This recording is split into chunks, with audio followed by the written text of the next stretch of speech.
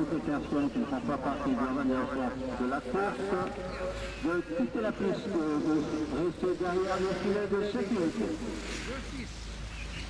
Není tady vůbec rozumět, slyším nějaký chrčení akorát.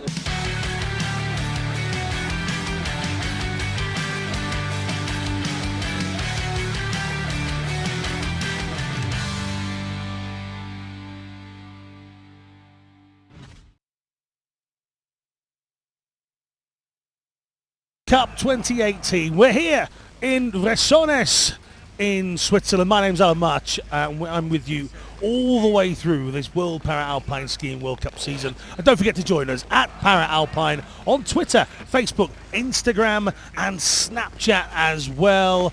And you can get all the exclusive content that you don't get here on the live stream. There's exclusive interviews, videos, there's even a prequel to the event with a Meet the Mountain video. You can see that here this morning on at Para-Alpine. It is -7 and I can tell you, having been stood in it, it is -7 here at the top of the run. And there's a lot of snow around. It's a beautiful, beautiful place. The conditions for the actual run, the snow is very soft, which the athletes have been waiting for. A lot of complaints of it's hard, it's tough below the skis from athletes beforehand. Certainly in Kranjska Gora in Zagreb, they felt it was tough in Kutai before Christmas as well. They'll get a little bit of softer surface here in Veysonnaz, and that gives you an idea of the height. Our starting altitude, 2,090 metres above sea level. If you're a big lad like me, it makes breathing pretty difficult, I'll tell you that. The altitude at the bottom is 1,820, doesn't get any easier. There are 33 gates here this morning in our Giant Slalom competition.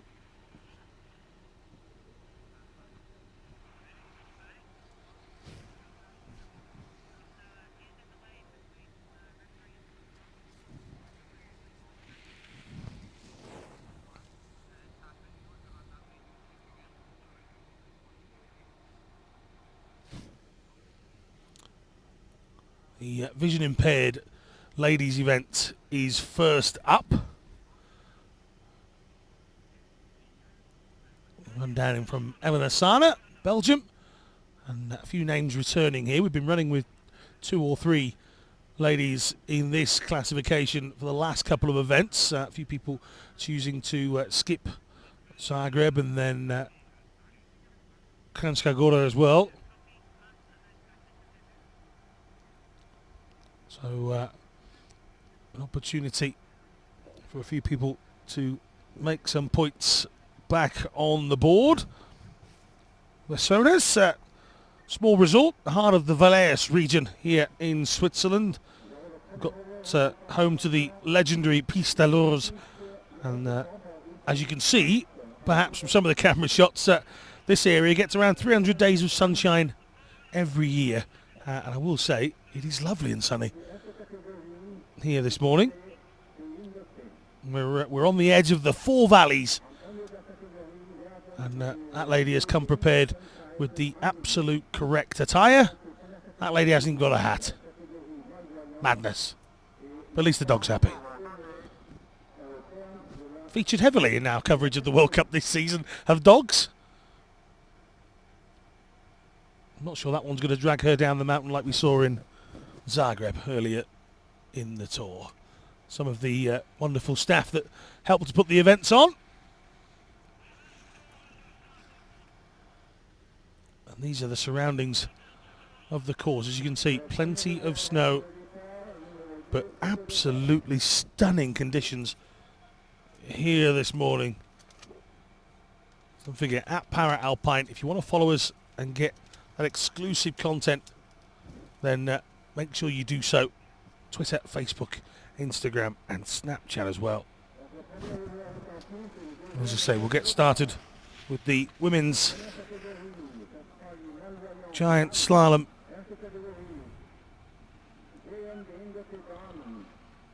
Shortly.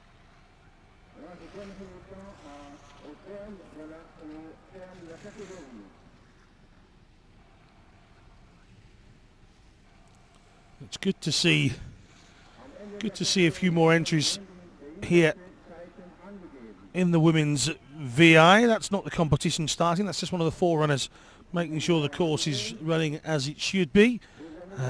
Return to action for the British trio. We've got Gallagher, Fitzpatrick and Knight, along with their guides, are all here. The German skier Naomi Ristau is back, Daniela Umstead and husband Rob. So Farkasova and Perrine, who've been to every event, are still with us. It's a good return of bodies all over the place in several of these events.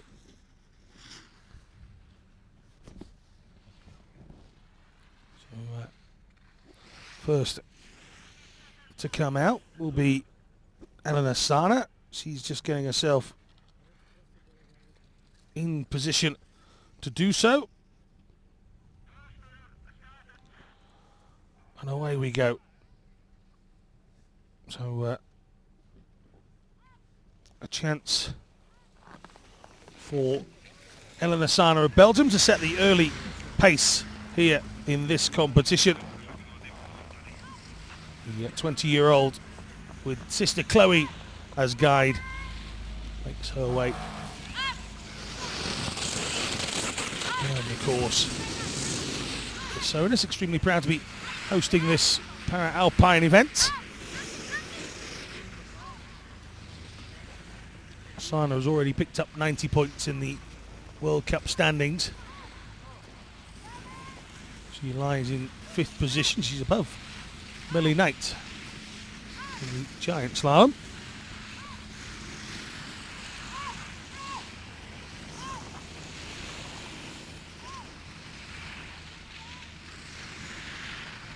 Sana coming towards the finish then. Remember, just 33 gates.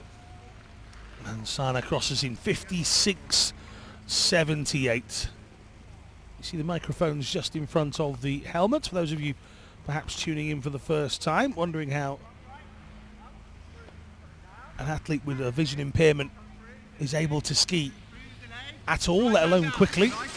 It's communication between athlete and guide that's key, and something that is practiced over and over and over again. Otherwise, you don't get it right. Now, this is Kelly Gallagher. Hasn't initially been named in the British team for Sochi, but there are places available, so I'm sure somebody of Kelly's calibre and quality will be looking to push for one of those extra places. He's the elder statesman, if you like, now. 32 years of age. The other two Brits much younger, but there's a smile there from Kelly. The British team have been elsewhere with their training so far this year, having been to Katai. Didn't visit Zagreb or Kranjska Gora.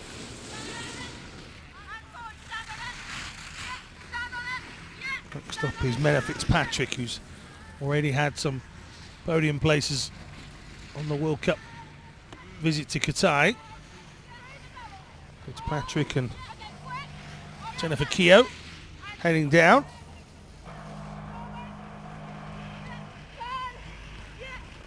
Fitzpatrick chasing down on 56.78.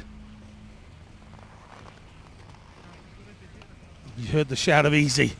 Not sure which one of those it was that shouted it, but 56.78. There's the familiar Fitzpatrick smile.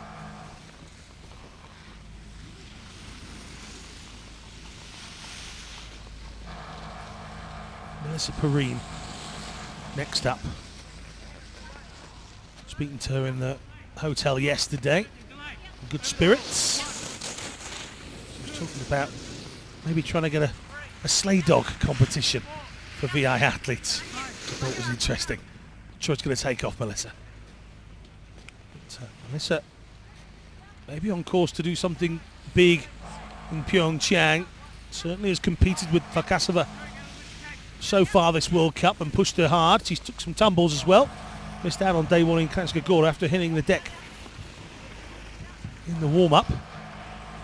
Just getting a little wobbly over that bump there, but through the line she comes, and she's just outside of Fitzpatrick. 1.15 the difference here. Don't forget there are 2 runs for each of our competitions. It's half a smile there. Melissa and Christian will have a chance to go again a little bit later on. Now this is the lady that's on form and on fire in the World Cup so far. Henrietta Farkasova, wearing bib number 5 if she wasn't the leader.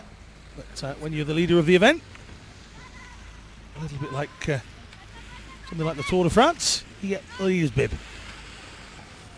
Yeah. The guide has to stick with the G. But Farkasova flying down. If you've been watching the coverage in the last few weeks, you'll know how good she's been, and Farkasova is inside again. Fitzpatrick displaced. Farkasova from Fitzpatrick, from Perrine. Gallagher in last position at the moment. Now this is Millie Knight, who is another big hope for Great Britain in PyeongChang.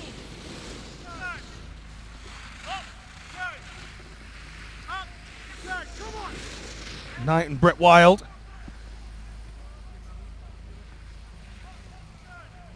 Moving down.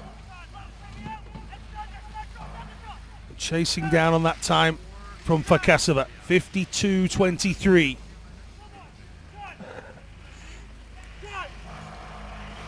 Knight from Canterbury. I have plenty of people watching on. Mum's normally here, following her around. And Knight crosses over some 5.5 seconds back. 52.33 still stands as the lead time.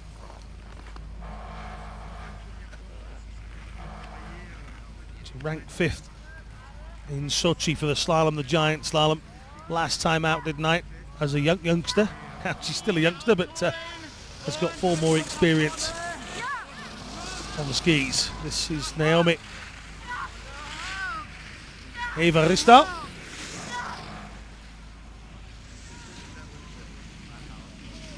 Naomi's guide is Lucien Gechau. These two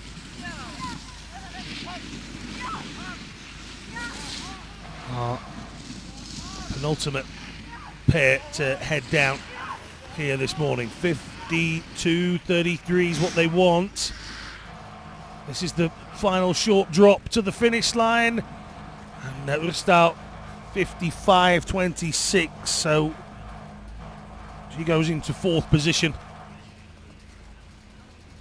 That leaves the husband and wife pairing of the Umsteads from the United States of America.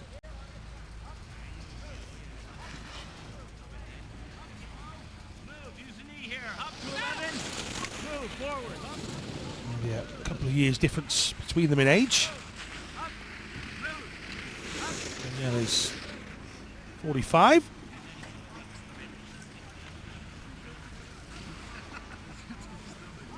A son called Brockton.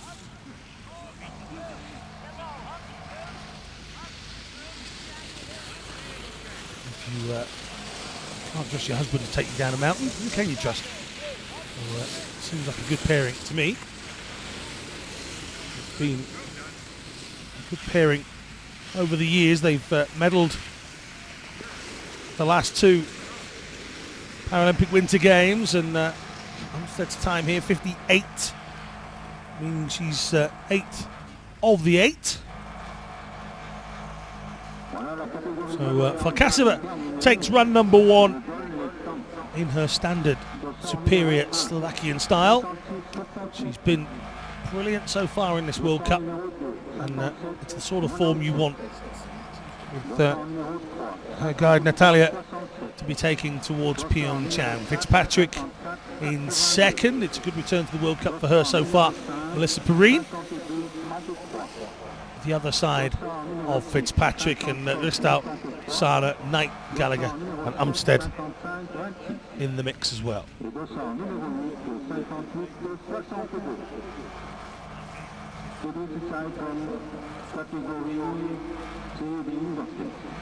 Well, next up we've got the women's standing event.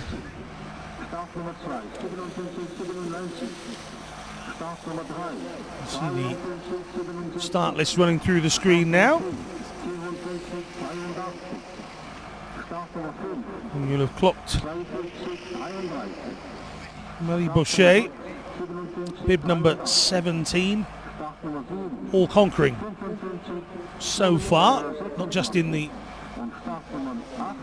Giant Slalom, but the slalom events as well. She's had one race that she hasn't won, and that was an unbelievable run from 15-year-old Vavra Voronchikina in Kanskagora. Marie admitted in an interview afterwards that she got a little bit scared on day one, but it's good practice for PyeongChang, learning to deal with whatever difficult course is thrown at you, and that's exactly the attitude she needs to have. Now this is Melanie Schwartz, another of the athletes that we had with us in Katai. Schwartz, the single leg skier from Toronto originally, 32 years old now. He's represented both.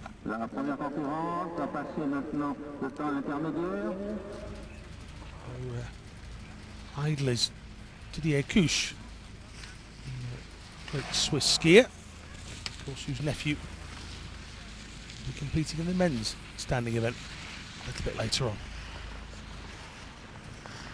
So Schwartz has the privilege of setting the first time this morning for everyone else to chase. Down to the line, I call it a privilege, 60.33. No real reaction from the face, so hard to tell whether the lady who came fourth in the Giant Slalom standing event World Cup final back in 2016. This is Anne Jochemsen of the Netherlands. Jochemsen been with us for a large part of the tour.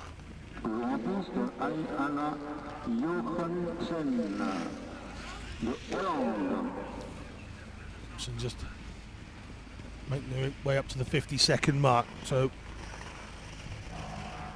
Schwartz's time just over 60 seconds.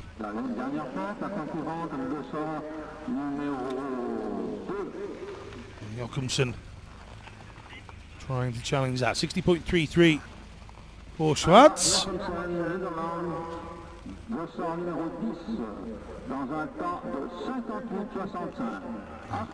Anna Maria Rieder.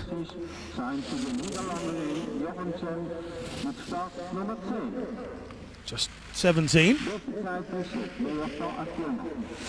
Jochemsen's time confirmed at 58.65. Bronze at the World Championships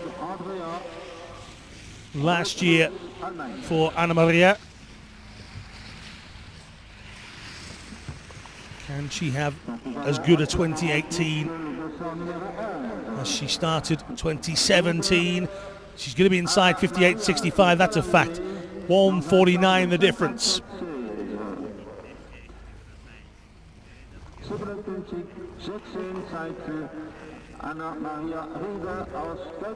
Rieder it is that leads.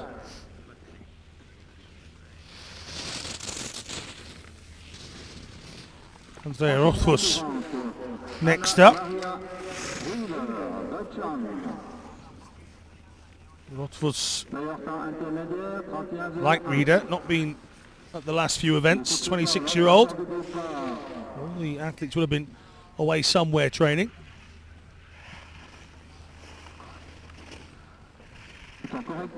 Rothfuss from German in Rebstro. Gold medal winner in Sochi at the slalom. Always impressive to watch. 55.10, that confirmed time for her. So she's ahead of Rita by over 2 seconds. So a good performance from Rothfuss. Latimer from Canada. Another one that's given the opening part of 2018 a miss for the World Cup circuit. And allowed people like Mel Pemble to come and experience the World Cup circuit. Maybe some of the more developmental athletes that Canada has coming through. Latimer.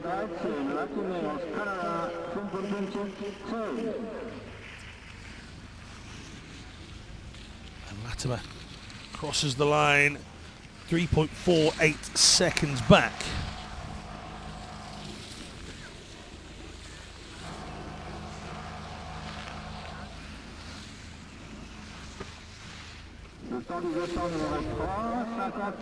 Ursula Pereiro Marimon of Spain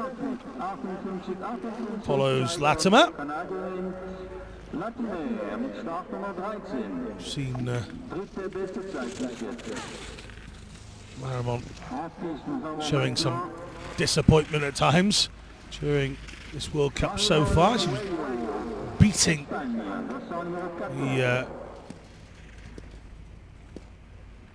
the ground after going out in the early stages of one of the rounds.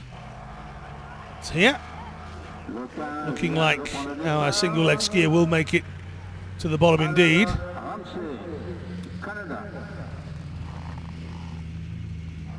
And 6.27 seconds back for Marimon as we get Alana Ramsey,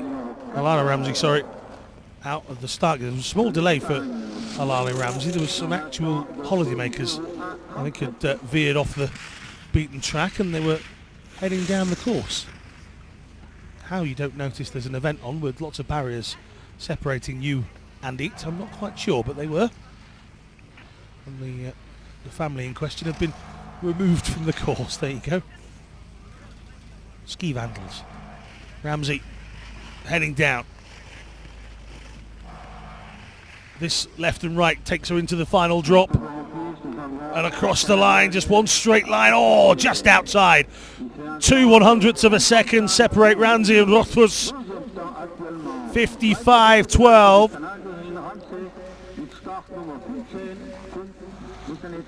And the action is hotting up here in the -7. Melania Corradini.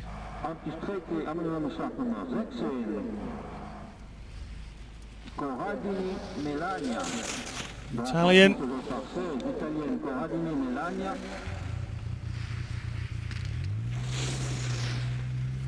30 years old. A mixture of results so far. A couple of DNFs in her result list in this World Cup circuit. Here comes Colladini into the final two gates and across the line 3.60 back from Rothfuss. So still the lady from Germany continues to lead. This is the lady that's in the lead. Marie Bochet, chosen as the flag bearer for France for PyeongChang. It's something she's already spoken to our social media guys about, and there'll be an interview with Bochet available before the event starts in Teen, in her home country. But Bochet marauding through the gates as we've become so used to watching into the drop. Boucher is 53.85, demonstrating, yeah, well, she has a casual expression on her face afterwards, but that is the demonstration of how good she's been. So for those that have been away and maybe not watching the action, that is exactly what she's been putting in. This is Veysonnaz, the only lady so far to stop Boucher in any of the World Cup outings. And she's just 15.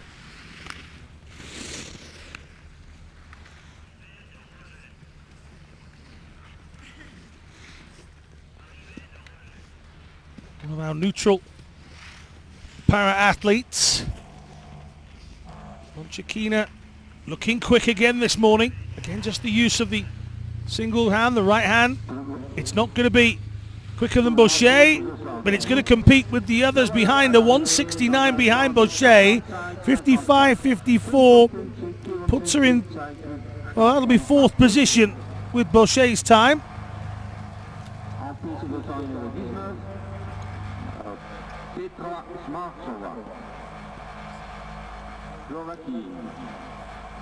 Slovakia's Petra Smazova up next.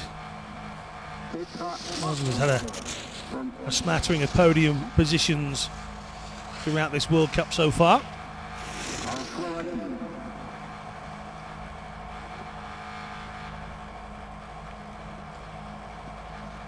And Smazova coming into the final 10 or so seconds of her run.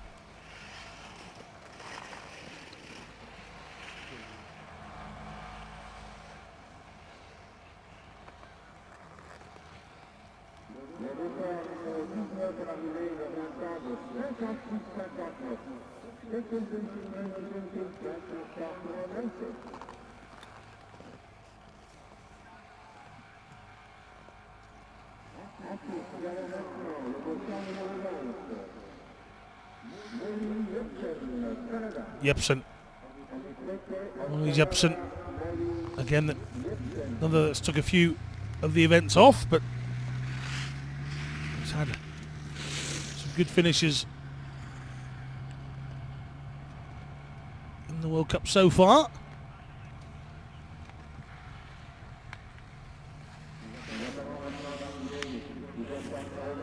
'18-year-old. Lives in Whistler, British Columbia. And to the line she comes. It's going to be a 56 for her. 2:46 back on Boucher.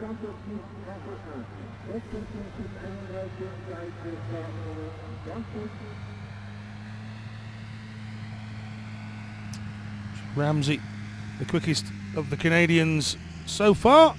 Jepsen slots into 5th position with her run.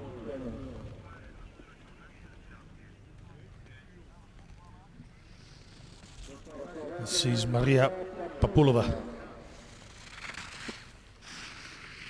Second of our NPA athletes to run this morning, 35. Some 20 years difference between her and Veysonnaz. 1 4th and 2 5th places in Sochi for Maria. Can she go better than that in this event? 3.81 seconds back. So 57.66. He's medalled at the 2015 World Championships several times. 2 bronzes and a silver. Stephanie Jallant of the United States. This is the steep drop. You get a fairly flattish start out of the start gate.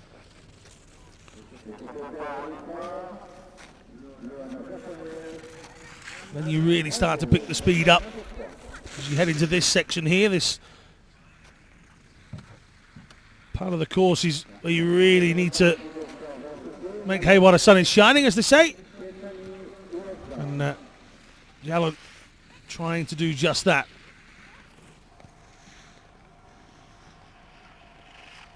This is the section just before the drop down. This is the left and right that leads you into view of the finish line. 3.56 seconds back for Jalan. Ami Hondo due to be up next. Hondo from Japan, just 20 years old.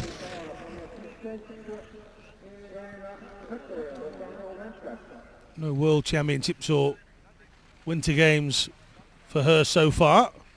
The lady with the pink helmet and the hair flowing. Oh, she had to work hard to correct that.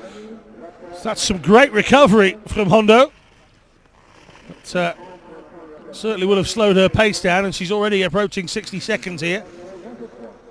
So she becomes the third lady to have a time outside of a minute. And Hondo will be more than grateful that she actually even finished her run. Great bit of control to stop the slide, which could have ended disastrously. Firstly with the left leg and then recovering with the right. Now Elena Krater of Switzerland.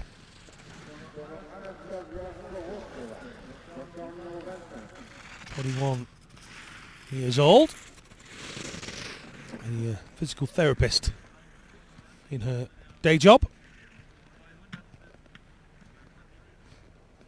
She's had her impairment since birth. Again, the single leg skiers choosing to use the outriggers in a similar vein as the sit skiers would. That's the poles in either hand. For those of you unfamiliar with the outrigger, 7.62 back for Krater.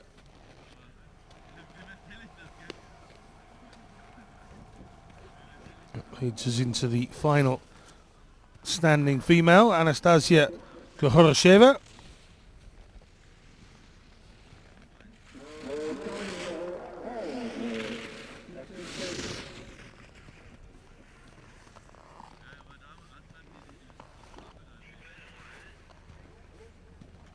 Gohorosheva chasing down on 53.65.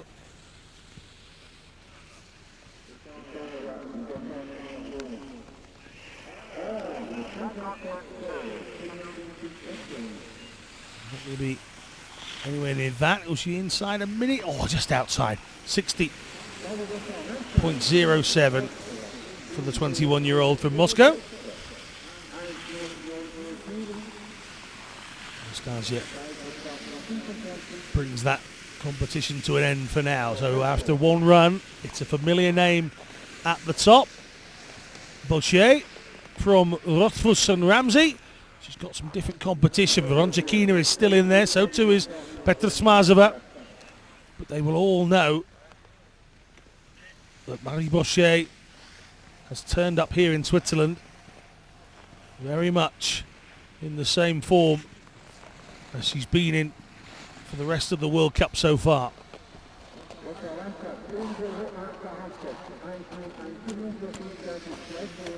See some of the athletes preparing themselves for the events. The women's sit skiers are next. Claudia Loesch will go first. She's having a pretty good time in this event so far. 300 points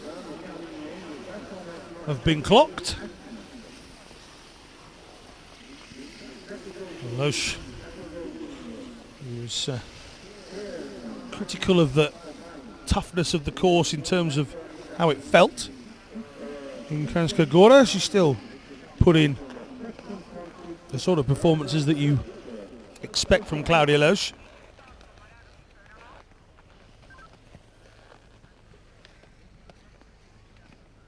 29-year-old just waiting for the starters to tell them they can go.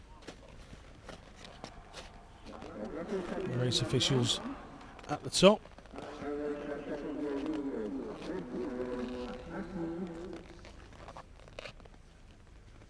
Loesch psyching herself up, just keeping herself loose before she makes her start.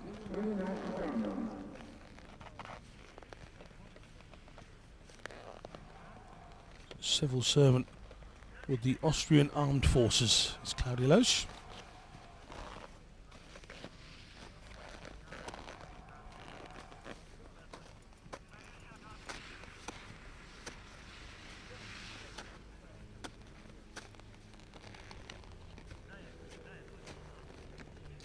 Once again, you see that sign above Loesch's head at Alpine. That's what you need to follow on social media if you want more content other than just the live stream, which has been brought to you for every run of every event of this World Cup.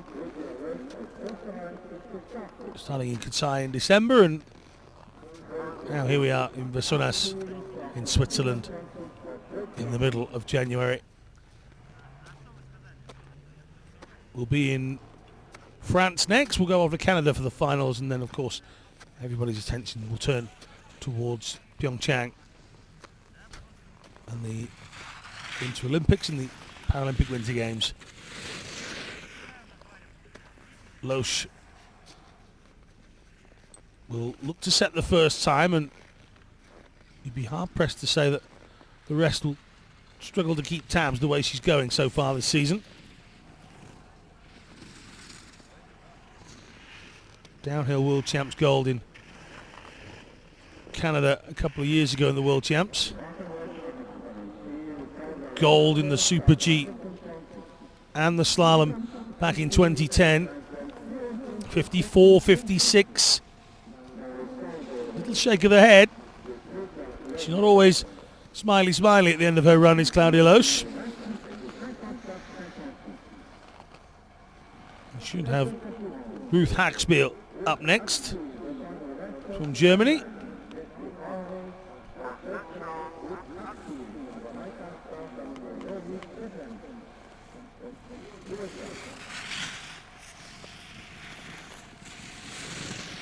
Six-year-old Hackspiel only began para skiing in 2010. That was only a few months after her accident free skiing in 2009. She was desperate to get back onto the snow and onto the mountains and prove that she wouldn't be beaten by either. Hackspiel, 58.41.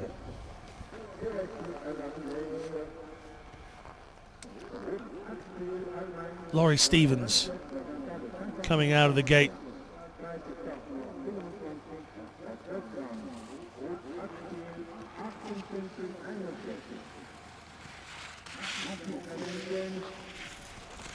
Stevens 1.26 seconds back. 33-year-old from Beverly in the United States.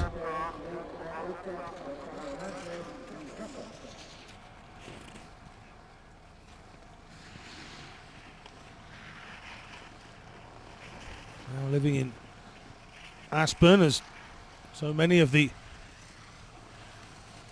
skiers do. 57.12 for Laurie Stevens. The 2006 double Winter Games gold medalist. Just off of winning pace at the moment.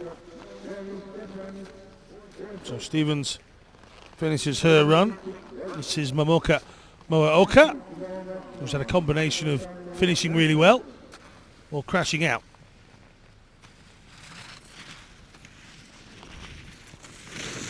Moaoka 1.14 seconds back so far.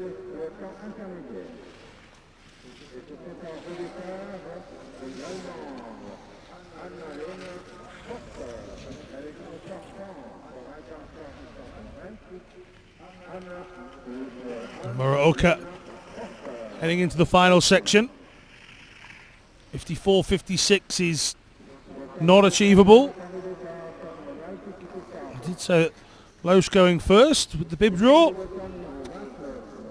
might cause an issue for everyone, and that's appearing to be the case so far.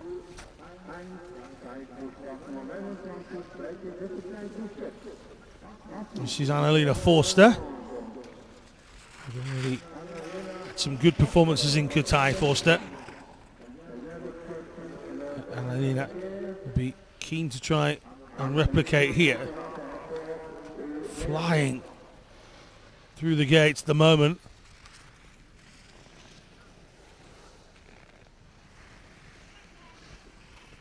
.54.56 into the final two gates. It's going to be close. Not close enough for Annalena Forster. 55.41.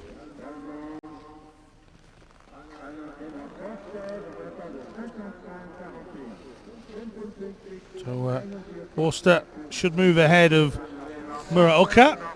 Anna Schaffelhuber up next.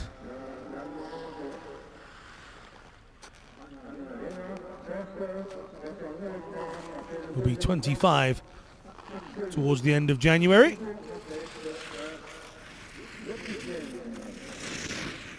Just .85 separated Forster and Loesch a minute ago.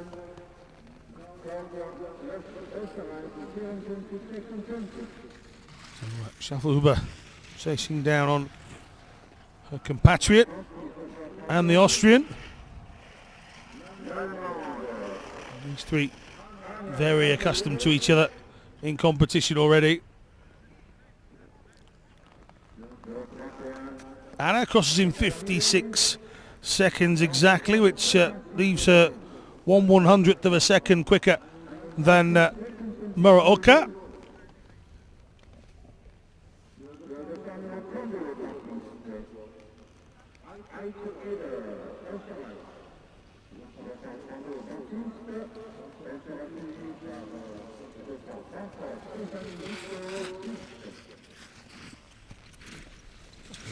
Header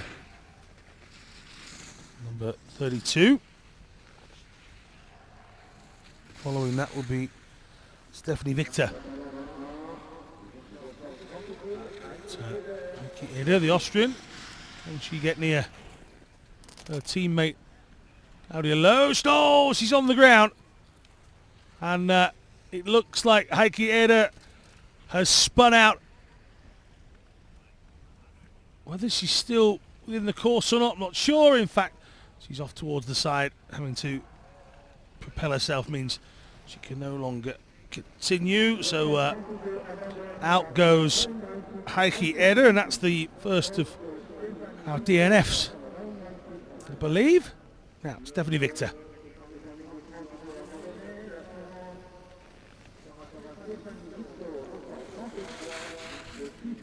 And a tough time in Kutai. Admitted to me that wasn't the shining star of performances as it goes. Plenty of DNFs for her, but it's got better since then. She's been on the podium several times. The former American representative in parasport, now representing Switzerland, the home nation of her husband, where she lives these days. And up towards the line she comes. 59.37 for the two-time Paralympic champion. Both 2006 as slalom and a super combined event in 2010 have brought Victor some Paralympic success.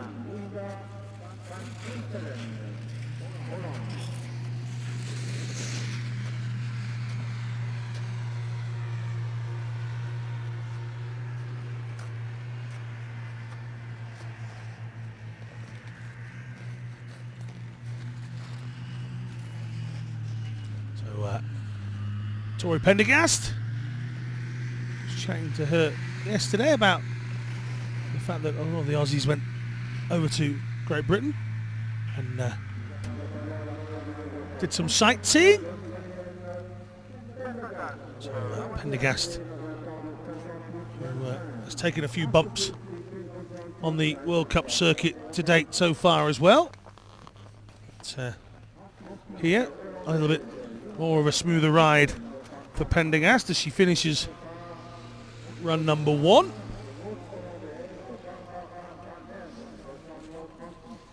And Van Impelen, who won the final event in Kranjska a couple of days ago in Slovenia. And Van Impelen was delighted. Maybe you caught the highlights at Alpine on Twitter, Facebook, Instagram and Snapchat. Again, some more exclusive content outside of just the live stream. Van Impelen heading down, chasing down this time of 54.56 for Claudia Loesch.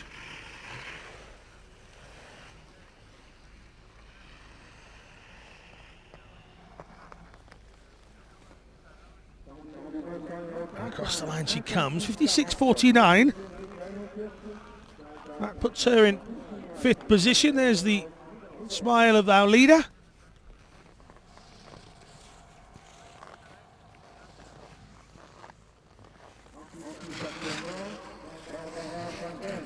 An implement followed by Barbara van Bergen.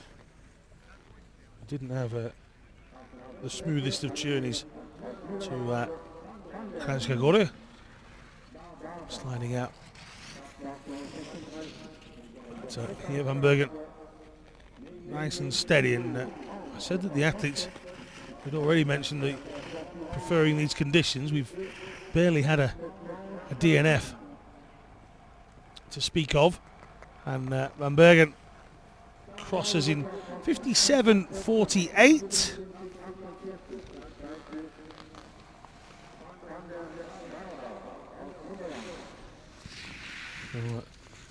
Following Van Bergen is Maya Bidal. Oh, and it's an early issue for the French athlete. And Bidal finally gets underway. But she struggled right at the beginning. And Maya Bidal now starts to move down the rest of the course. She's only just gone past our commentary position and she's already closing in on Loesch's finishing time. So the 30-year-old from Chamonix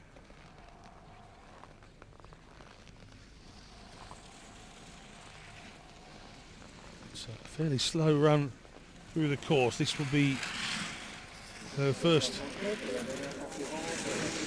World Cup circuit, I'm led to believe.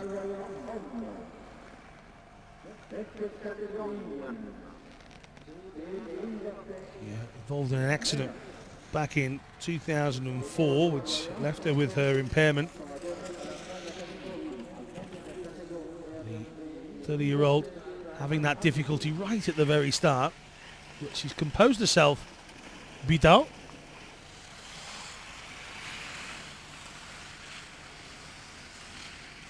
and will get across the line. So 1:35, she's finished her event at least. But, I'm sure Bidal and her coaches will be wondering what on earth. Oh, she got caught in the post.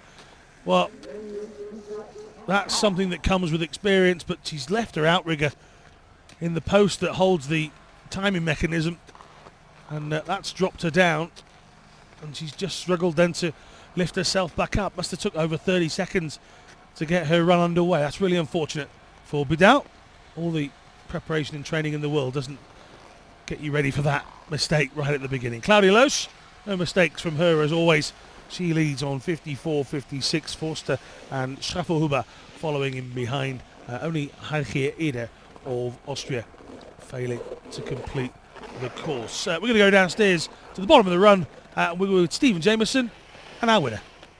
When you first got off the slope there, you said that wasn't very fast and you were a little bit annoyed at yourself, but here you are again on top of the leaderboard. How's that feel? Yeah, it feels good because, as you said, I didn't expect that because I thought that I was way off the line sometimes, way too turny for that straight run. But in the end, yeah, as long as it turns out that way, it's perfect. And in terms of the course itself, you mentioned it, far less turny than Kranjska Gora, very, very straight. Is it one you can really attack this afternoon? Exactly.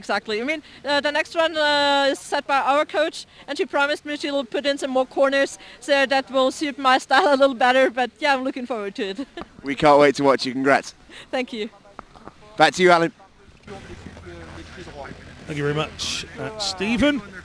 So, familiar position. Will she be there at the end of the second run? There is the interesting thing. We'll start with our men's events in a couple of moments. We'll have the vision impaired men's classification. 3 classified athletes in this from B1, 2 and 3. Those with the classification letters and numbers B1 have the lowest visual acuity, meaning they see the least, but because of that, and because of their classification, their goggles are actually blacked out. So you'll note a difference between a couple of the athletes, people like Marek Kubatska, who's picked up a double delight in Kranjska Gora. 2 victories in 2 days. His first World Cup wins.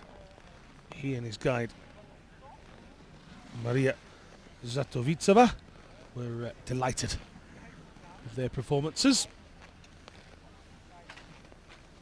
Matthias Krezel is up next. Up first, should I say.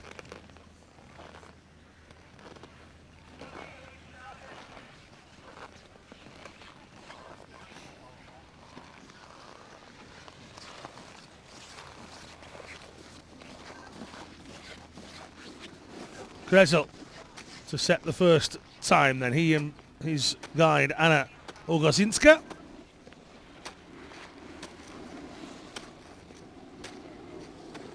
Krezel has plenty of experience. He's been to the last 2 Winter Games. Knocking on the door of the podium in Sochi as well. 2 5th place finishers in Russia. This guide is some way in front of him. As I've mentioned before, it's very different for each pairing. Some guides stay close. Some are pretty quick, and you can see from Anna Ogosinska, she's some way in front of Matthias Krezel, but Krezel's impairment is one of the lowest impairments. He's a B3 athlete, so his vision is in the higher bracket. Bertagnoli next. Another that's capable of something brilliant. We've witnessed on occasions.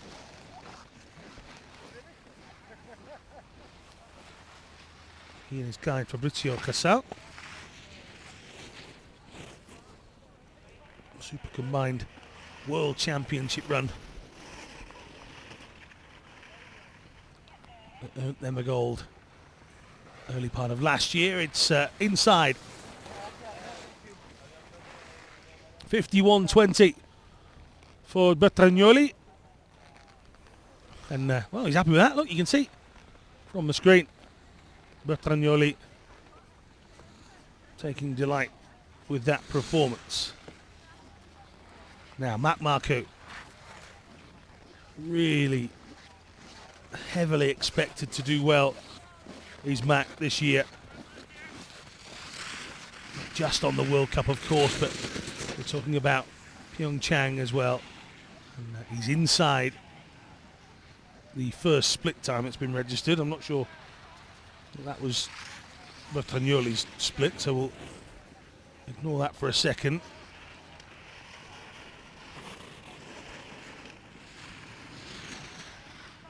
Marco, 20 years of age, and he and Jack Leach, Jack and Mac and Jack, however you like to say it, coming down and getting across the line. And as we say, the 20-year-old heavily expected to be in the mix for all things golden come PyeongChang, and he's got himself a lead, 0.91 ahead of Bertagnoli, the official timings. So Kevin Burton follows the Canadian, the man from the US, originally from Denver. He's coming down and attacking the times that have been set in front. Brandon Ashby is Kevin's guide. Kevin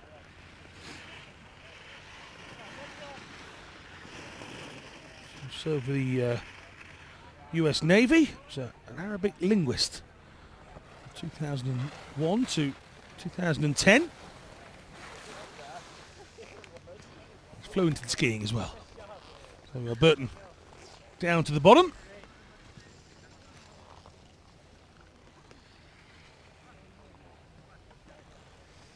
Next down to the gates, Miroslav Hreos. Burton's time is quicker than Krezel's, 54.09. Hreos and his guide, Maros Hudik.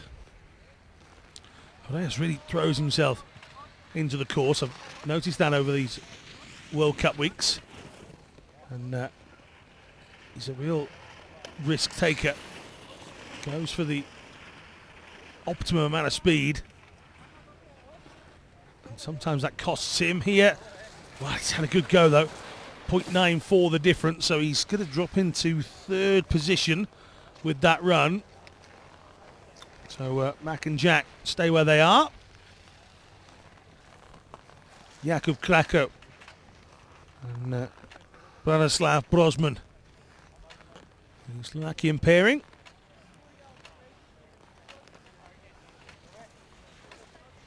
"27 years old is Krakow.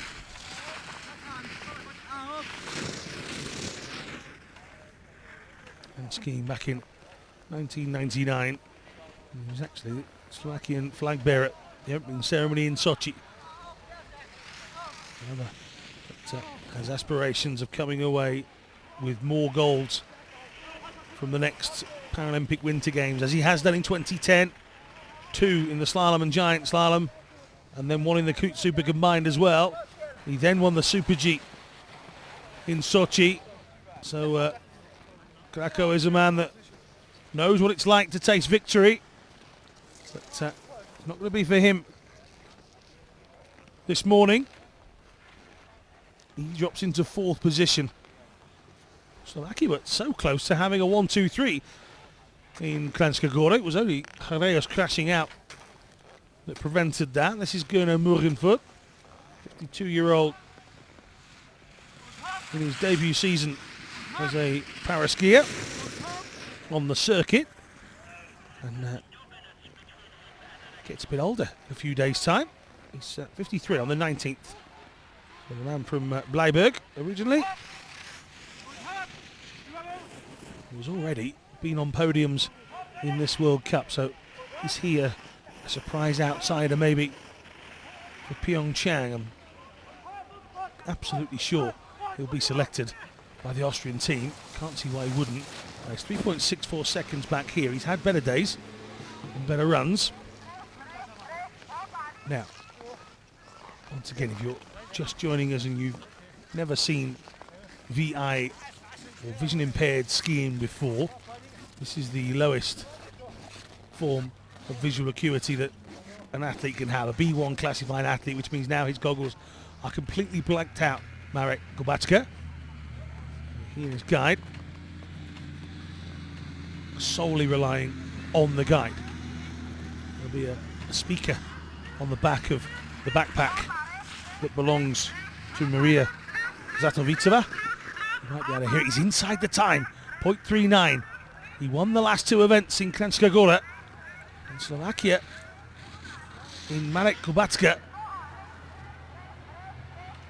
have a very, very good VI skier. It's all down to his ability and then the guide's ability to get him there. And, well, Kubacka, it's bravery. Imagine skiing blindfolded. There is no vision out of those goggles for Marek Kubacka. And as he comes to the line, oh, he's just outside. Well, he's continuing his form, is Marek. Just outside. Marku survives. But another great run from Marek Kubacka and Maria Zatoviceva. But they'll have to settle for second. Oh, that's going to be a great second run. Can feel that already. Marku, Kubacka, Bertagnoli, Herreos. Just 0.94 separating the top four. Brilliant stuff. Still got the great Spaniard, Jon Santacana Mestegui.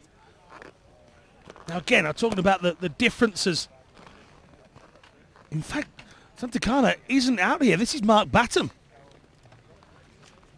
According to the screen, it should be Santacana Mestegui. It is. I was going to say.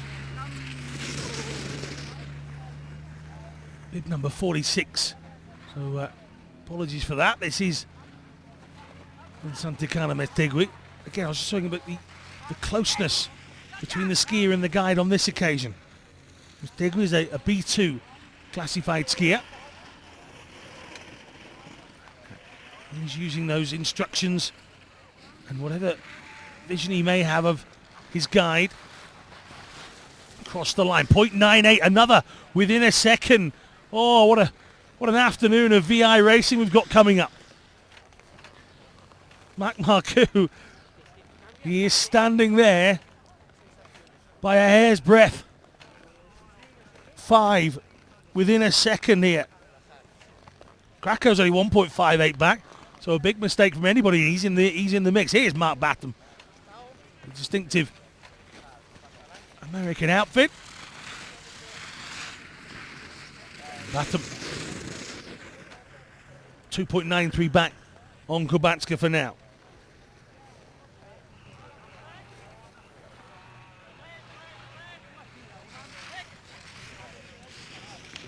"59 years old. I think that makes him the oldest here.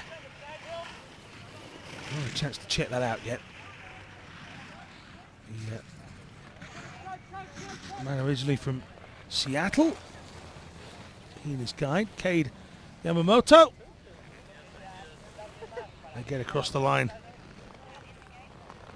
at the bottom of the run. So, yeah, no DNFs here in the VI event so far as well. I just think the one from Hagieda so far.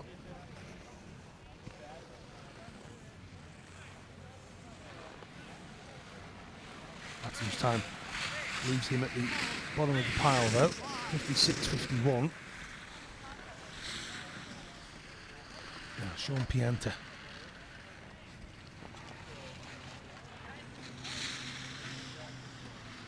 Sean's guy Jeremy O'Sullivan. Oh, and Pianta's gone. A slide out to the left-hand side. You can see the skis missing from the right boot.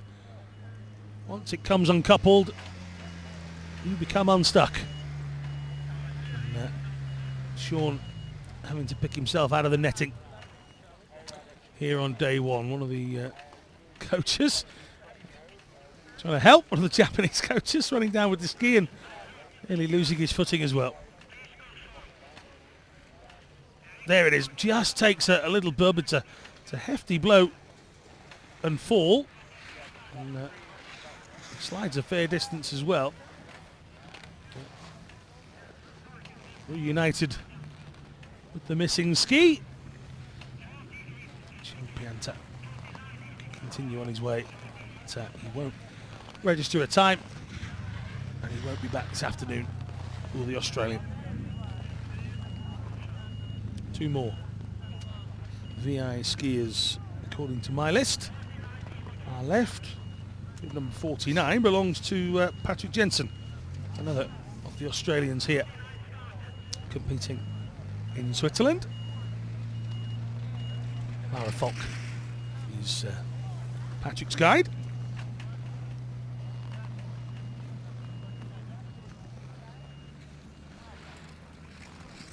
Just 19, turns 20 at the beginning of February.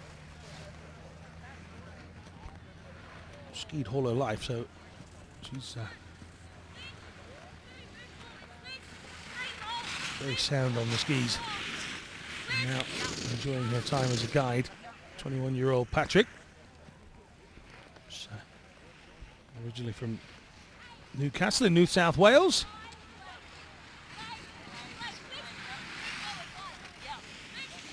This is his occupation as a massage therapist, so I'm sure you can self-soothe.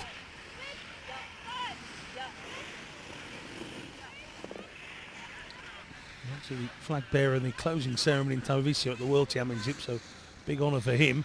Crossing the line here in 58.22. It's slower than Batum. And only one more athlete left to go. And that is Damir Mizrak.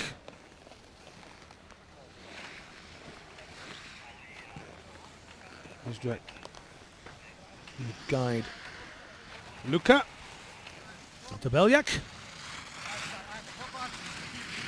Mentioned a few times in the course of this World Cup, it's not necessarily about every athlete competing for gold, silver and bronze, or first, second and third. They've got themselves really slow here. Luka having to really slow down and let Damir close up. Damir's main goal this season is to close the gap between himself, who's fairly new to the sport, 26-year-old. Yeah. Oh, he's got sideways and, well, he got off balance, got back onto his skis, but the momentum and the speed he was carrying at means that Damir Mizrak is gone. So 2 out from the start of our competition. Just here, switching to his left side, got all out of shape, and there you can see, loses control altogether in the end. Slides harmlessly to a halt. Nothing injured but pride, I would imagine, for Damir. And that concludes the men's VI event here this morning. Matt Marcoux is in first, but just 1.5 seconds separates the top 5. Let's go in here from Mac and Jack. There with J-Mo. Is there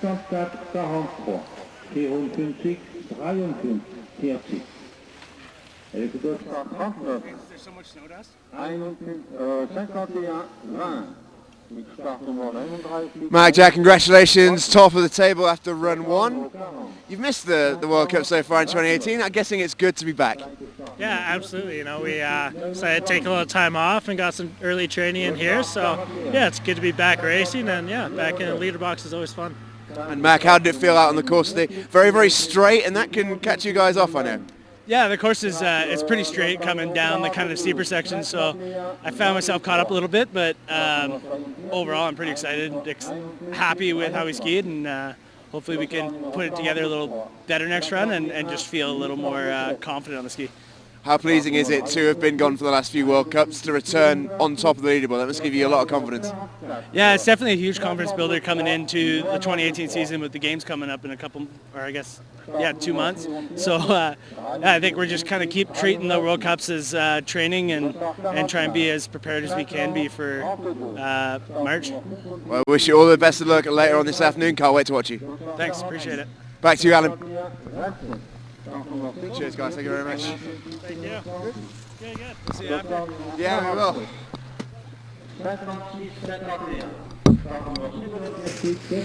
From France has already got underway. And then standing.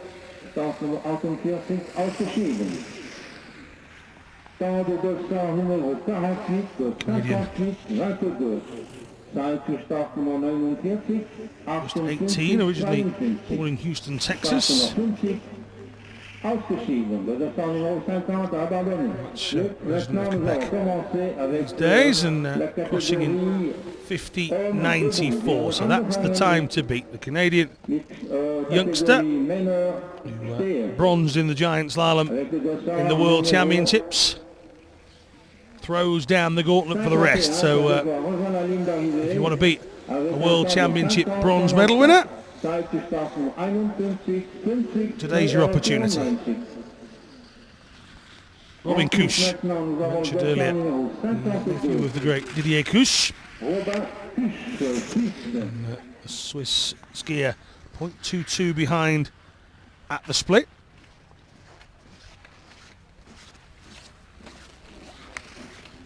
All about speed here on this course. You were hearing Mac talk about the fact that it's not as windy, quite straight in parts, and the bravery for this one is just to tuck in and go where you can, and Couche has found himself 1.05 back from Grimaud. So the Canadian continues to lead now. Jordan Brossin already flying down, 24-year-old.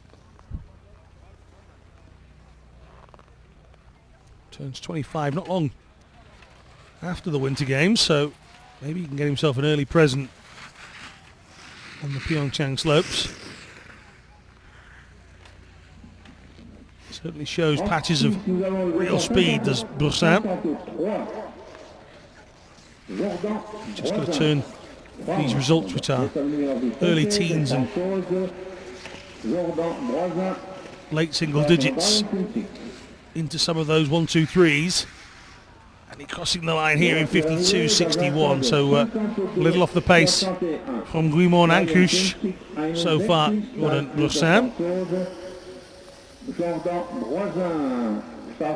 brings on Mitchell Gawley, Australian team captain.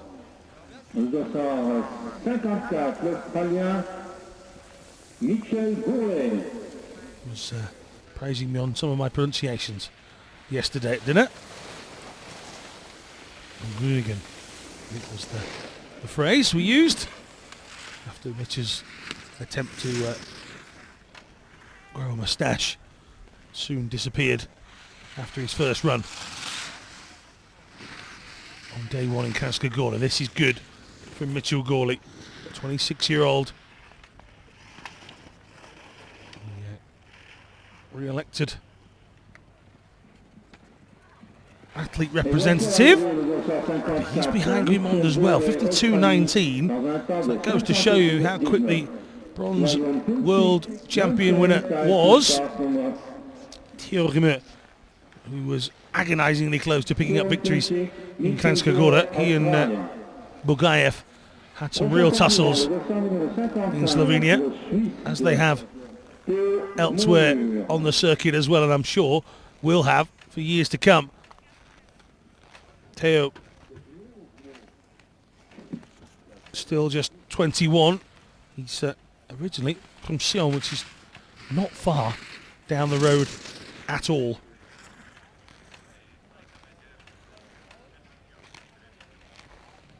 Some 13 kilometres away.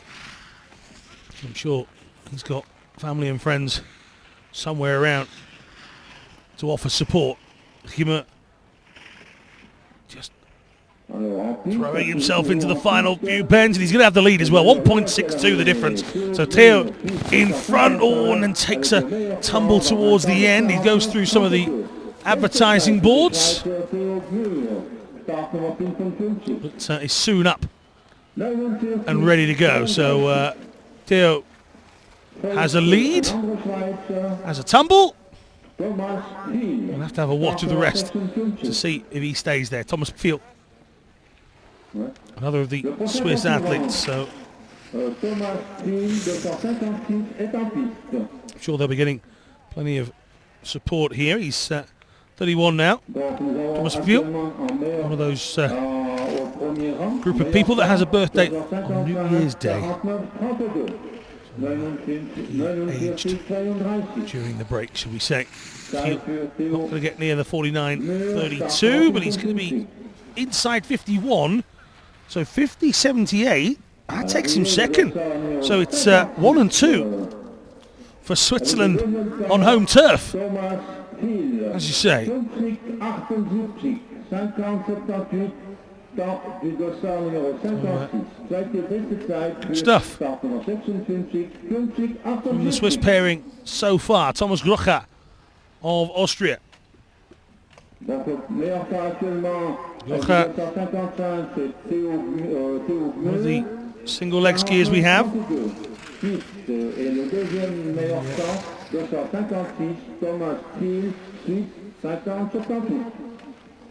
Have a manipulated clock. Sounds worse than it is, but all the athletes are given a factored time. So here, Thomas's time runs at 88.92% of what a normal clock would run. So it's slightly slower than a normal stopwatch. And these are all done expertly by the classifiers and the team from the IPC. And it means that the athletes themselves get a level playing field based on their impairments. Range of movement, range of vision perhaps, depending on what classification you're in. Here, this is James Whitley, so his factor time is 97.29, so not much different to a normal running clock. James doesn't have the ability to use a pole in either hand. So he is deemed to have a slightly slower clock than somebody who is given 100%, perhaps for their range of movement. You see in the VI those factored times. And that's why somebody with no sight whatsoever can be ahead of people that can see, because their times are slowed in accordance with that factor. Now here's the World Cup leader. This is Bugayev, one of our MPA athletes. Alexei Bugayev has been putting in some good performances here on the World Cup circuit. Can't argue with that. The 20-year-old from Krasnoyarsk originally.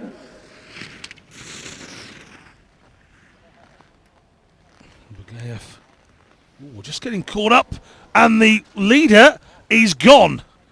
Well, he just got caught up in the gate into a right-hander and then just slid right out of contention, off the course and out of the competition. Well, these are the things that Bugayev has to get rid of, because they might cost him in a big event one day. He is so capable of being so speedy down the mountain, but he does have this in his locker, sliding out here. We'll try and bring that to you a little bit later on, but, well, the World Cup leader's gone. So it's still the Swiss pairing of Riemer and Friel that have the lead. From Guimond and Couche. So, yeah, there's still plenty of fast guys to come. But one of the quickest in the world right now is out. Just here was where he came unstuck. No such problems for Markus Saucher, the overall World Cup winner in previous years. 26-year-old from Klagenfurt.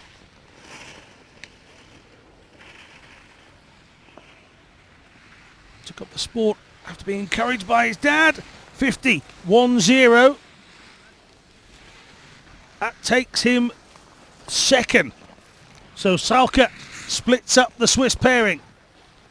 50.10.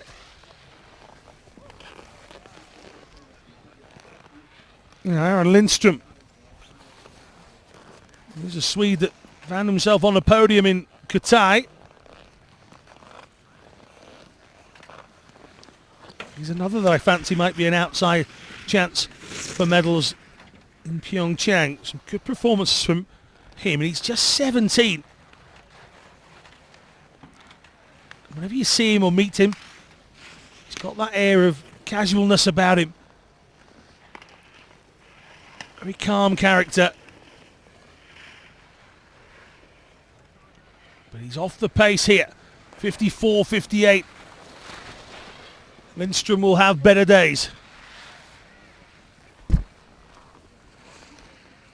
À l'arrivée, le 261, le Suédois Lindström Aron dans un temps de 54,58. 54,58, Zeit für den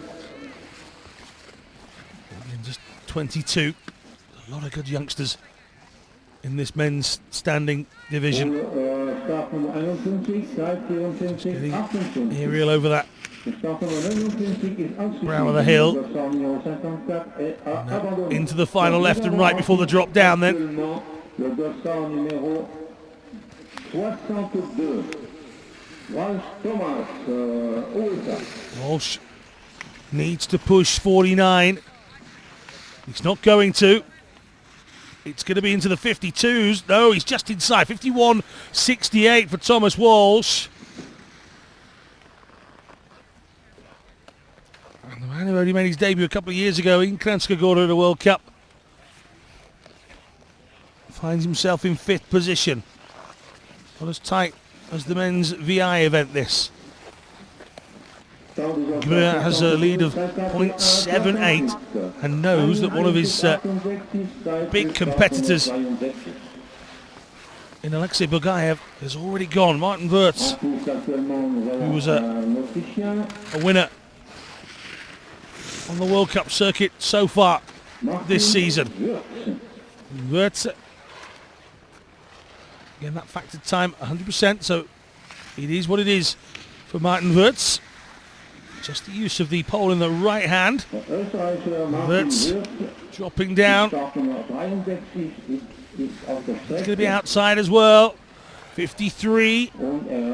Gmür's time now looking sensational. Inside 50 seconds. Huge challenge for the rest of the field. Martin France. Slovakia up next.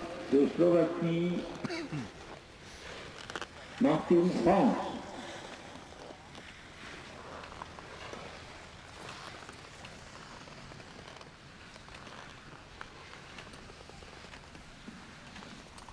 Similar to British skier James Whitley's able to use pole in either hand here. Martin France,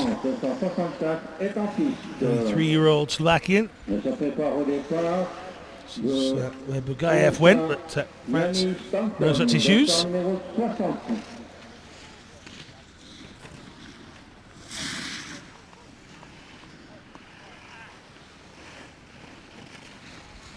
France in towards the drop then. He'll be outside of 50 seconds as well. 50.98. A yelp at the bottom, indicating that France gave what he could. The man from Habanovo doesn't impact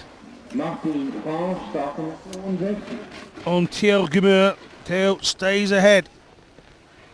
Salkafil, Wimont and France are the top of the leaderboard for now. Santeri Kiveri from Finland, from Lapinranta.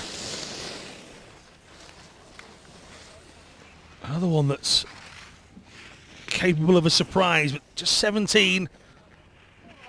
These games might be a little too early for him. You just never know. Down he comes. He's going to be close. That's not bad. 51.59.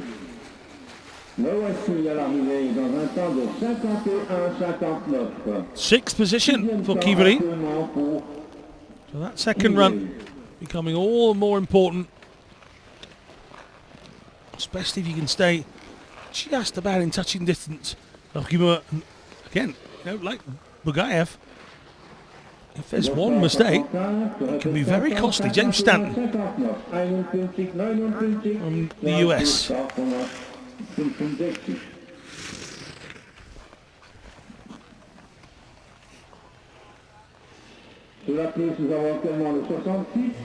Originally from Rochester Hills in Michigan. Jamie Stanton, USA. Jamie Stanton whipping through, but 49 is quick upon you. This will be 52 and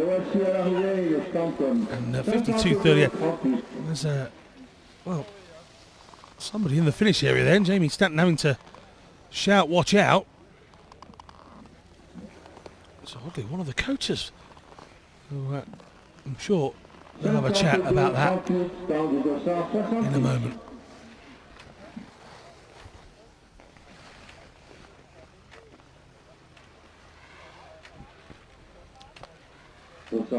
Braden Luscombe.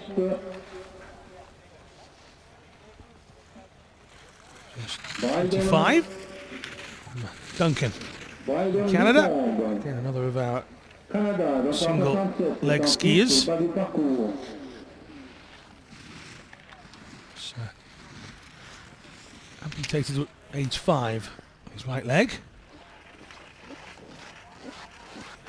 Flesh-eating bacterial infection.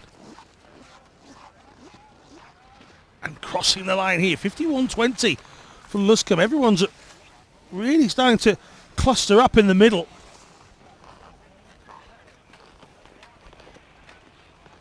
Brandon Luscombe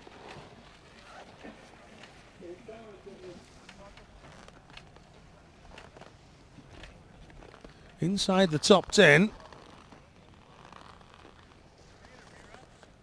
Guimon was the leader for a while, remember. So Luscombe hoping to try and join him.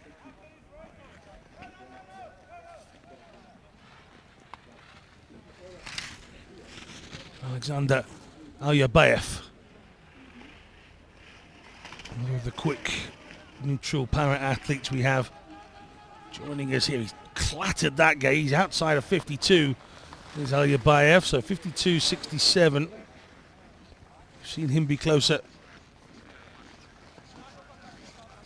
Luscombe's time officially taking him to 6th position. Niko Pijancic from Austria.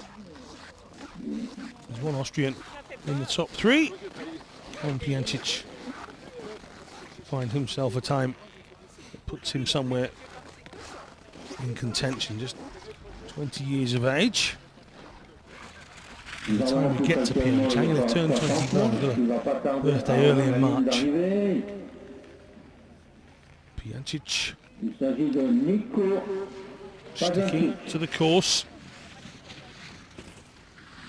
Got 6th place finishes at the World Championships back in 2015. Is potentially the best he can write home about so far, but everyone has to get faster or learn to get quicker at some point. Pijancic, 20-year-old, little wave and a nod. Only he'll know if that's what he was expecting. Knut still leads, 0.78 in front of Salke. 1.46 in front of Thomas Field.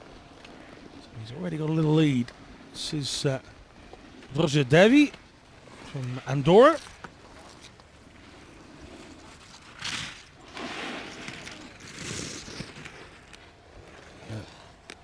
Might have seen Roger at the World Championships in Televisio last year. Following the coverage.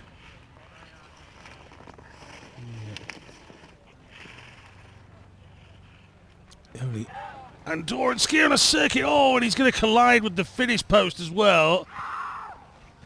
And well, there's anger there more than pain, I think, for Roger.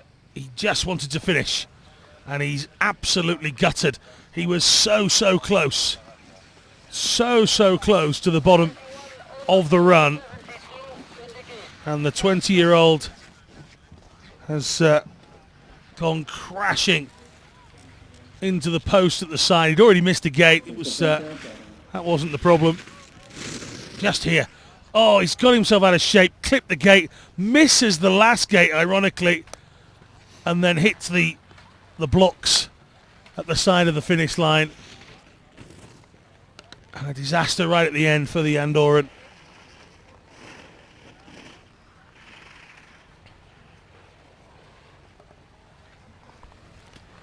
Through the line comes Kirk Schornstein. A little bit of tidying up still to be done at the bottom of the run. So Schornstein gets himself down, puffs out the cheeks, gets the thumbs up to the cameras at the bottom, and well, you'll have to build that again later, chaps.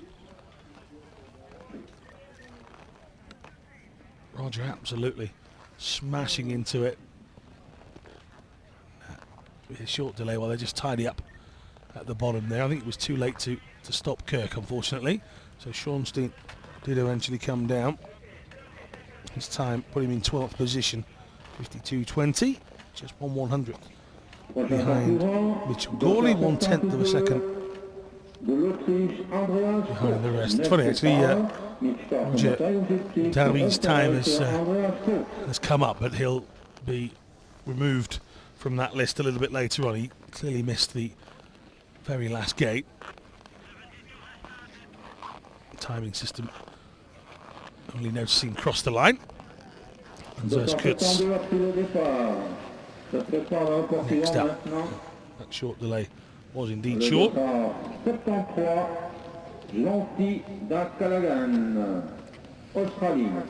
Kurtz 31 now.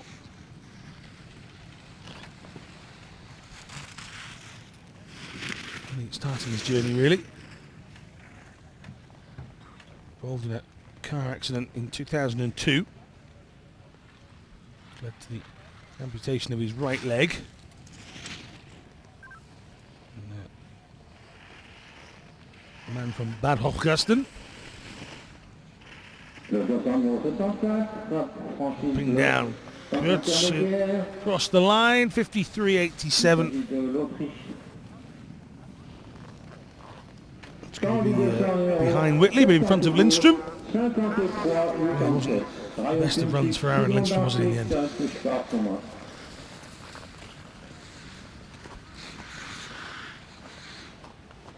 Jonty O'Callaghan of Australia now.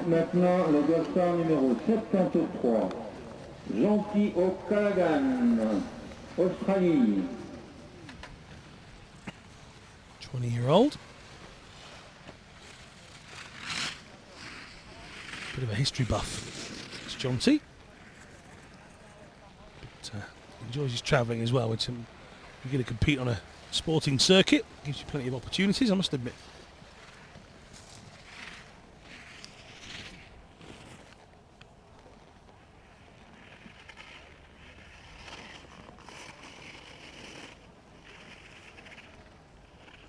Paralysis on the right side of his body. Jonty, and crossing the line here, 52.40, just behind Jamie Stanton. If you are keeping an eye on the official scoring system on the Para-Alpine webpage, just ignore Roger Davies' time. As far as I was aware, he missed the last gate, but maybe I'll stand corrected. Now Gakuta Koeki.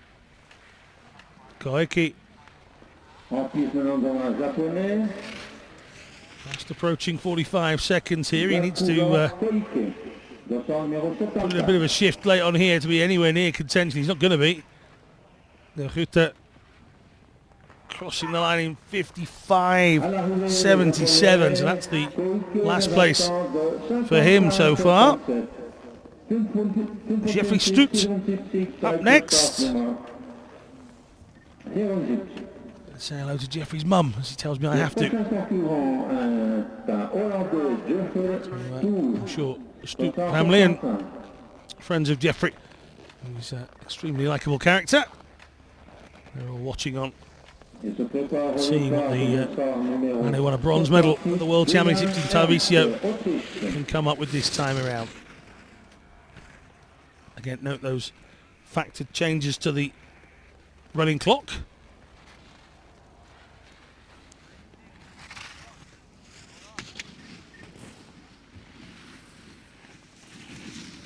It's not bad from Stut. Oh, just as I said that, Well, Stoot slides out quite late. Oh, he's just connected with the advertising hoarding as well. Hopefully he's not too hurt from that. It is only made of a sort of soft plastic. But Stoot, well, he wanted a left and a right, and then he would have been dropping down to the finish. Instead, he fell to his left and dropped down to the finish. So Stoot puts his thumbs up. He's fine. What can I do? He says. It's a DNF. It won't be his last. It's not his first. He's certainly got ability, as Jeffrey. And, sliding out on this occasion here in Veysonnaz. See the flags there, see on 2026, the attempting to be the hosts of the Winter Games. China, of course, after Korea.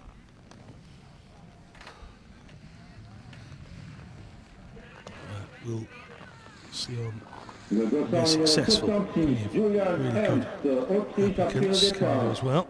Julian Ernst of Austria.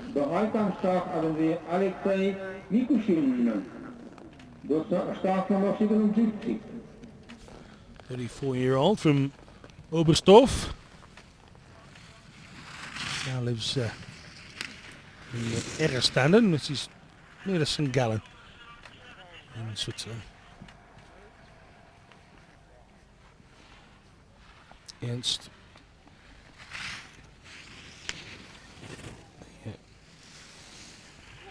man that's served in quite a few different emergency services. He was actually injured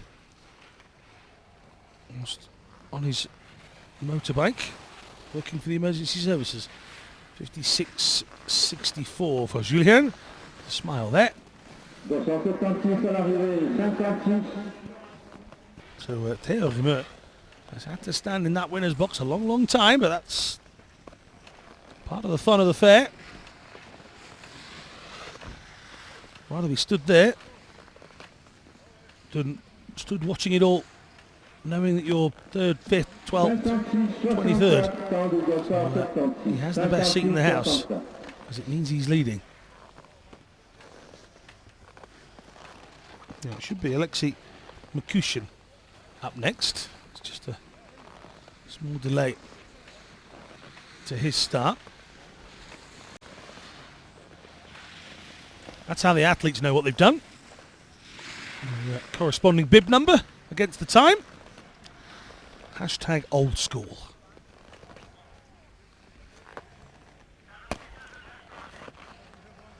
Mikushin sets off.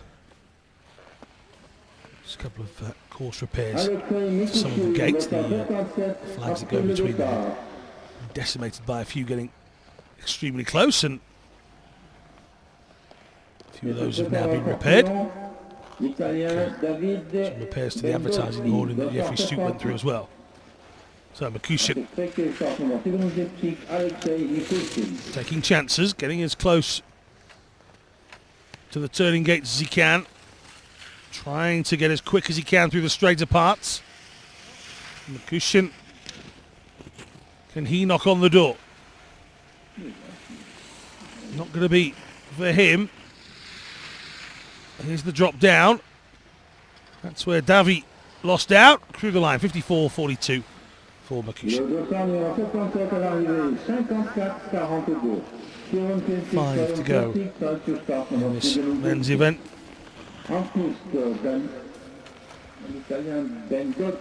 Bendotti, Italian.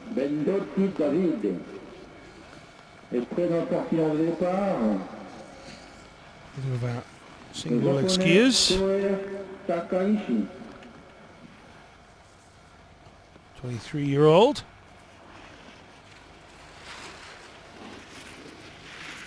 Inspired by Italian para-skier Luca Canara, who his mum bumped into on a mountain once. And the rest, as they say, is history. Here's Bendotti competing for his country. Competed at the home world champs back in Tarvisio at the beginning of last year. 17th in the slalom event. DNF in the Giant Slalom. He crosses the line here, 57.56 for Bendotti. Kohei Takahashi is up next. 17 years old from Japan. Another that's a long way to go in terms of a career in front of him. It's a chance for him to test his skills on yet another course. He and his coach, Hideki Arai, started skiing because he wanted to be better than his impairment, wanted to overcome it. Coming down a mountain at a good speed is one way of challenging yourself. 57.19 for Takahashi, but again the 17-year-old, time to improve. He would love to go to the games. Is it a little bit too soon for him maybe? We'll find out, won't we, as the teams start to get more and more confirmed.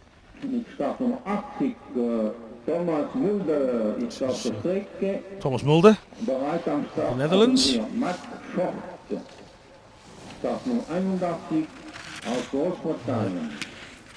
23. Oh, and he just losing control. Is he managing to stay in? He has. He's done wonderfully well to stay on the course there. Very difficult for the single leg skiers once they're off balance. They've only got the one leg, the one ski to try and drive it back on, and Mulder has done exceptionally well towards the end there. 53.37, to be fair, without the mistake, he goes quicker. So just to look here, really starts to slide out, hits the deck, somehow manages to get back into an upright position and then turn and twist his body to go from left to right to get back inside that blue gate. Superb work. Absolutely fantastic. Matt Short. A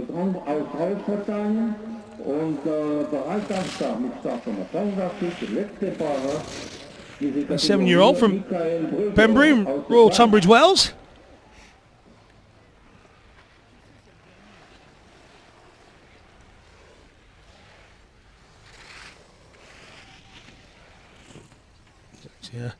A lawyer by day.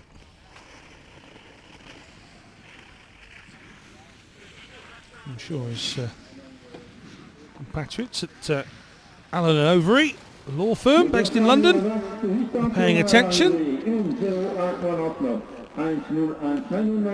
Knowing lawyers, there's probably a lot of notes made there.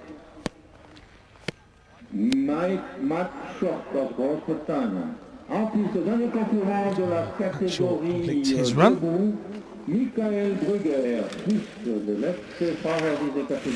Time is 1:01.99. This is Michael Brugger, the final standing skier in the men's classification this morning.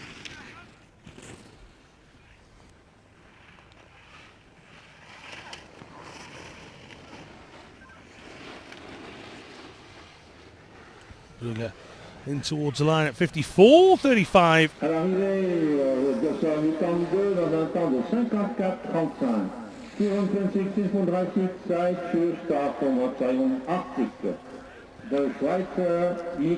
So Theo was down there a long old time, but that is because he had the best of the times. 49.32, just one inside 50 seconds here.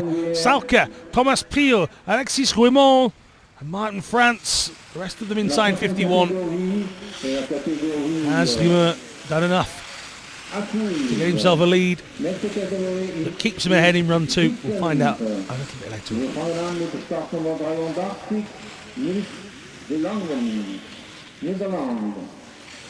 Donc le premier concurrent de la catégorie Alpine partira avec le dossard numéro 83. Il s'agit de Nils de Langen, Hollande.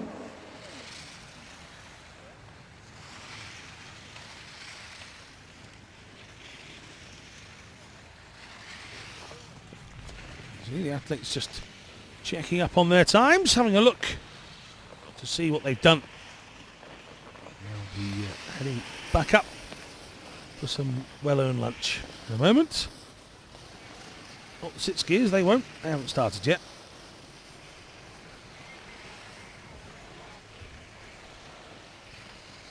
List of athletes taking part. Nice to see Lee Won-chi back. He injured himself in Zagreb, didn't compete in Kranjska Gora, but he's back with us this time around. That's Jeroen.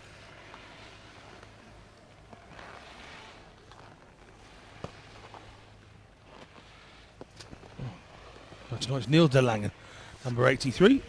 A little bit ahead of myself. Jeroen Kampschr's bib number 85. This is 83. This is Niels de Langen. Langen starts to make his way down.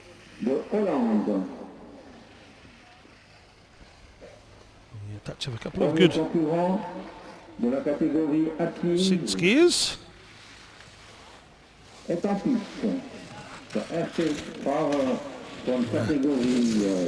Niels, just 19 from Arnhem. Now based in Hetland. Just take note of the completely different style that the sit skiers have to approach this with. Just a single ski on the bottom of the mono ski for the majority. A couple of the athletes will have adjustments that are more visible.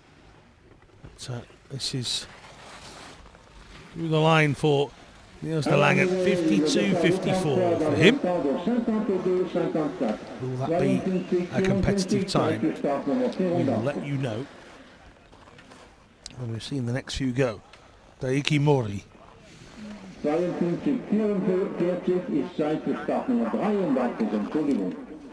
27 now, very experienced. Watched the 1998 Winter Games in Nagano whilst he was hospitalised in a motorcycle accident. And, decided that's for me, that's what I want. It was a long road for recovery, and as it is for a lot of our athletes. But, 2002 he started competing for Japan at the World Cups. Since then he's represented them at 3 Winter Games. Through the line, 50.11, so de Langen's time not good enough at the moment. 50.11 for Mori, the 37-year-old. The yelp as he comes through the line. Can he replicate the silvers that he's picked up in every Winter Games so far? He's added a bronze in the Super G in 2010 as well. Here is the young world champion skier, Jeroen Kampschr. Really throwing himself around the turning gates. Driving into that corner. That's where we lost Bagayev in the men's standing. And Kampschr looking quick. Just 18. Became a world champion at 17. And the mental game kicks in, but he's outside, 50-50. He's outside of Daiki Mori's time. With the shake of the head, he obviously knows where he lost ground. This is George Kleiter, 32-year-old from Germany. Another that was inspired by watching the sport on TV. Back in 2006, the Games of Turin inspired Kleiter.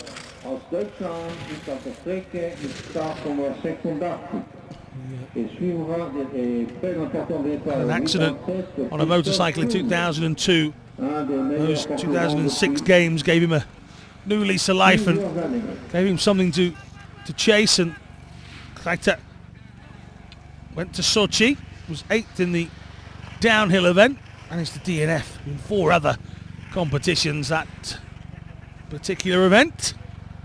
But he will finish here. He's outside of the times, but 52.55 for George Kreiter from Germany. There's a smile there and then a shake of the head, so maybe that smile was a grimace. Christoph Kunz next. 35-year-old Weissman here in Switzerland. He's married to wife Stephanie. He's got a son Elio and a daughter Livia. Hello to them if they're watching on the live stream. Maybe they're here. It is pretty close in terms of countries that the World Cup's visited. It's their own. Reichenbach, as far as I'm aware. Towards the line comes Kunz, 51.01. He's only 0.9 back. Kunz puts himself in a challenging position. Emil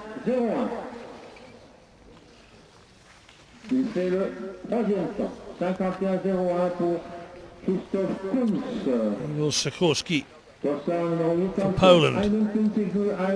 Winner on the mountain in Zagreb. Surprised a few, including local favourite Dino Sokolovic. When he got moving through the gates nicely at the moment. Taking Mori's time, 50.11, still stands as the one to beat. Hamschreur, Kunz, De Langen, Kreiter is how it reads so far, but plenty of talented monoskiers to come. 3.14 seconds back for Sikorski. He's not on the ball this morning as he was in Zagreb. Picked up his first ever World Cup victory.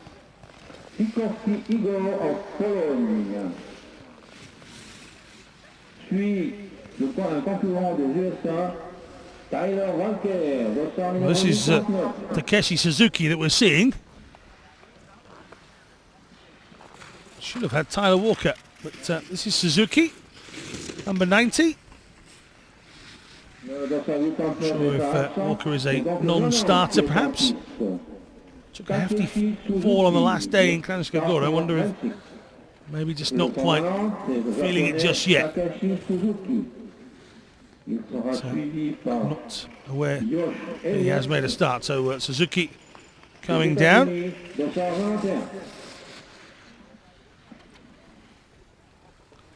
Suzuki finishes in 56.10.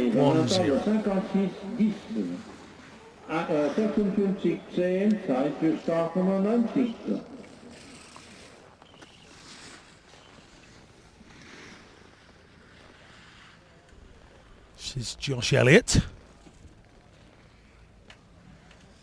Suzuki's time 56.10. Walker a DNS according to what I'm being told. Josh Elliott definitely has started. Pushing to try and get somewhere near the top of this leaderboard. The 36-year-old San Diego. With Samantha, I'm sure, paying attention to the run. 184 behind. Well, Molly's time starting to look better and better as each passing skier goes through. This is Han Sang-min, one of the two Koreans who I'm sure will be heading to PyeongChang to represent the home nation in those games. Always took a couple of whacks just a moment ago, but he's held them well. Even more spectacular as the sun hits the top of that hill. But, this is Han Sang-min. Unscathed so far, drops down to the right now.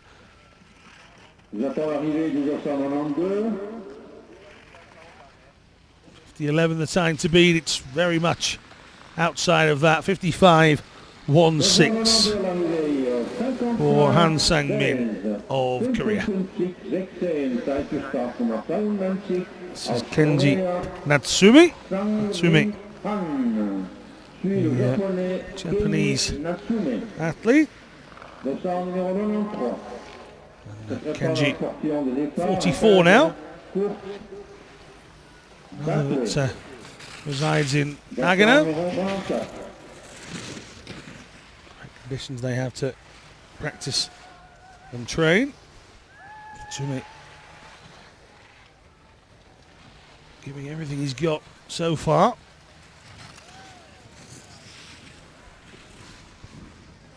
Can he get to that 50-11 by his compatriot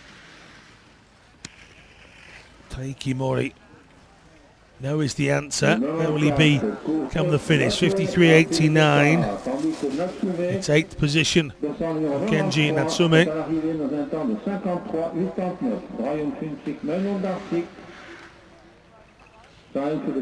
Kurt Oatway up next.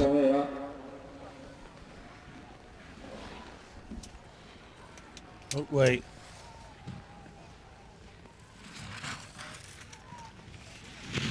.33 from Edmonton. Lives in Calgary.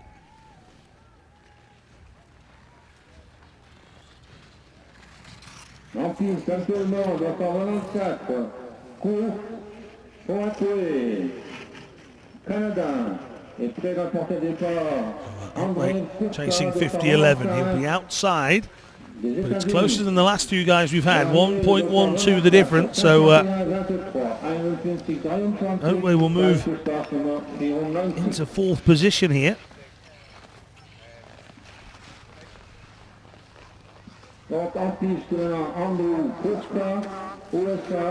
Imagine that Oatway will be pleased with that. Andrew Kirker should be next. Kirker getting a little light over the top there. 0.21. This is closer than many before. How quick's his bottom section? Is Mori safe? 50-11 is what Kirker wants. The 25-year-old, originally from Anchorage, gets high. That may have cost him. He has 50-27. Well, hit a bump, took to the air, had to control it, and that could have just been the difference between him and Mori.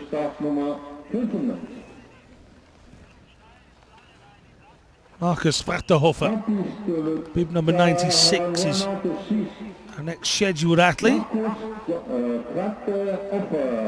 Varterhofer reaching around about halfway there.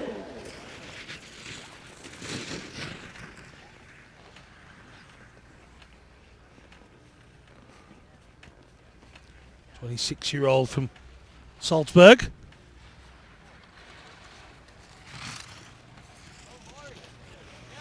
So the Monos gives him back an enormous sense of freedom. So he can move like any other skier.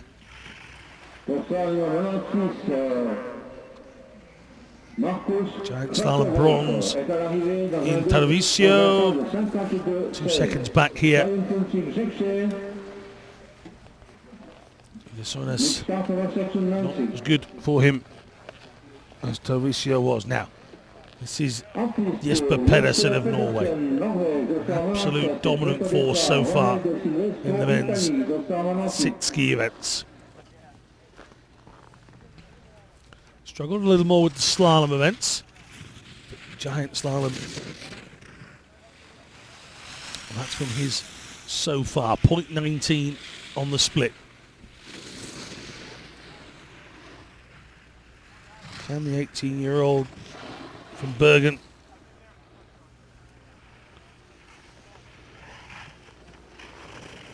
find a time that displaces Taiki Mori.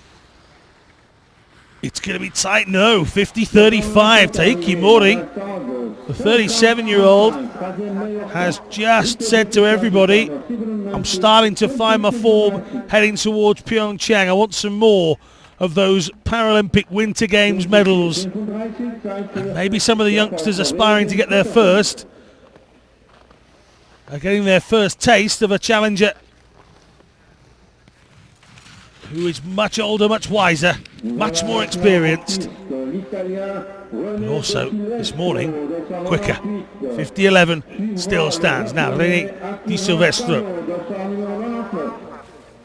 another that can look sublimely quick, although we can catch up with him sliding out. He's good youngster, 21. He's also competed at javelin, the European Championships back in 2016. It's René Di Silvestro as he crosses the line here. 51-37, he's in the mix. He really is, 7th position. Just 1.26 seconds separating 7th for Di Silvestro and Taiki Mori. Mistakes in the second run will be so costly. Now, Kira Kano.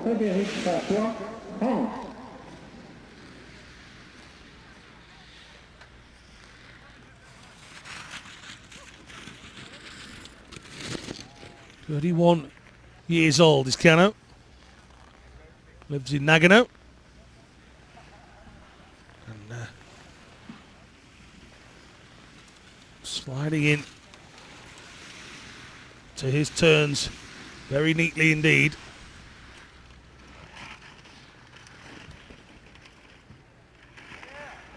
As we get towards the end of these runs, don't forget a 1:45 Central European time start for this afternoon's run, so that's 13:45 local time. Make sure you do join us around about 13:40 for the start of coverage.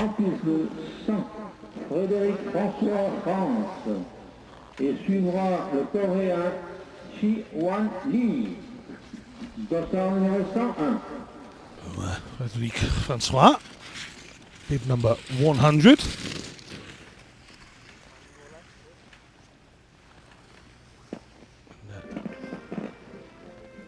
Frédéric, I talked about people who have slightly different monoskis. Frédéric has the two blades on the bottom of his monoski. So that's how he feels most comfortable. Will it get him near the 50-11? It's not going to this time out. Crossing the line in 52-17, so he's some 2 seconds back.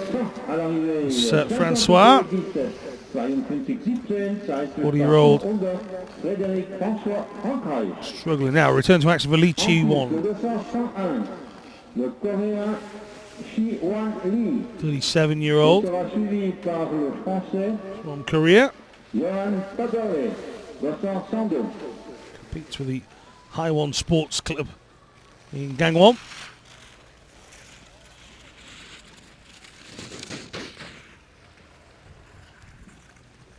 Nearly 3.5 seconds back is Lee. His impairment, a result of polio. He was age 7. Went to Sochi, did Lee? Didn't finish either of his events, the slalom and the giant slalom. So I'm sure this time out, in front of home spectators, he will want so much more. So Johan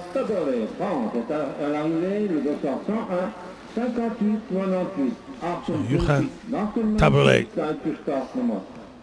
starts his journey now. That time 58.98 for Lee.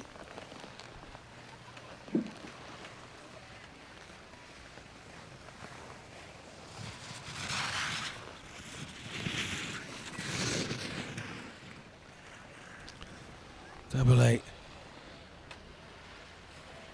moving through neatly without any dramas so far. What was the blue, white and red artwork? He slowed himself dramatically there. There was a real yelp as he went sideways, and that means Taboulet he's really off the pace as he comes back down. He's going to be 54s for Johan Tabarele, 54.11. Yeah, you see, it's Johan's reaction to it. And there was a couple of turns late on where he nigh on brought himself to a standstill. That's not what you need. Extrait dans le porteur de départ, il s'agit de l'Autrichien Simon Wallner. Tandis que l'Allemand Björn Benke Tabarele is Björn Benke of Germany. Nummer 106 Startnummer 103. Björn Benke. Und gestartet aus Österreich Simon Wallner. Startnummer 104. Already coming up to that 45-second mark.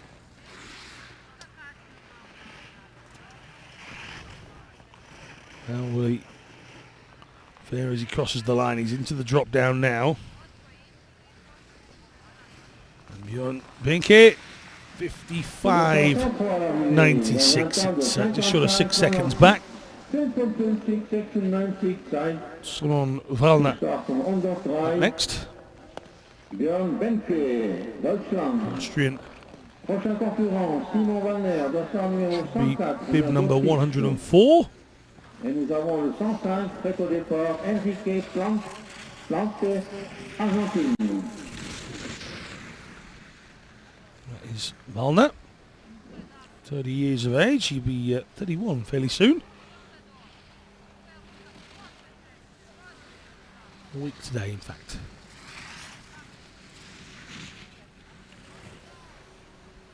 Wallner. Daughter Elena. Aspirations of reaching the games in the early part of his career.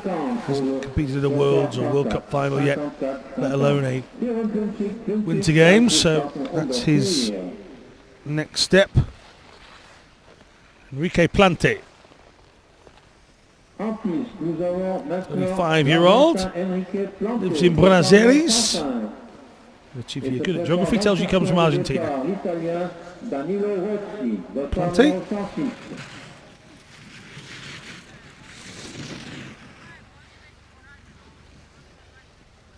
Coached by Martin Carnargi.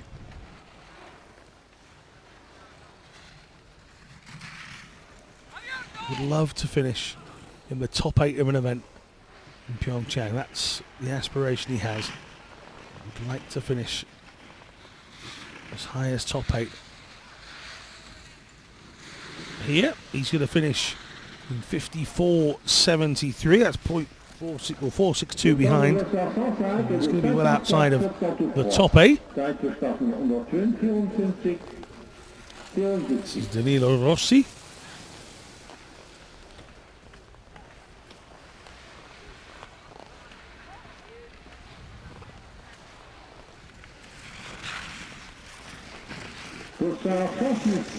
Year-old Rossi made his international debut on the big stage at the World Championships in Treviso. 2 DNFs and a DNS. It wasn't ideal. Davide Gross is national coach. Been working on him for another year. And, Rossi outside of the top times, but he's going to complete his run. And that's one of the areas they've been working on, getting to the bottom. Can't register a time without doing so, and as hard as you throw yourself, it is important to get there. 39-year-old Mark Sawyer of Australia next, the man from Melbourne.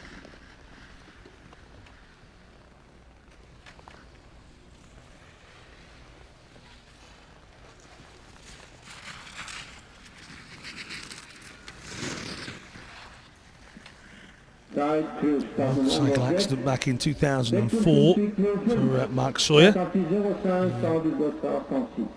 Cause of his impairment. Actually diagnosed with leukemia at age 3 as well. 3-year battle with that. And, He was declared to be in remission. He's actually recovered twice.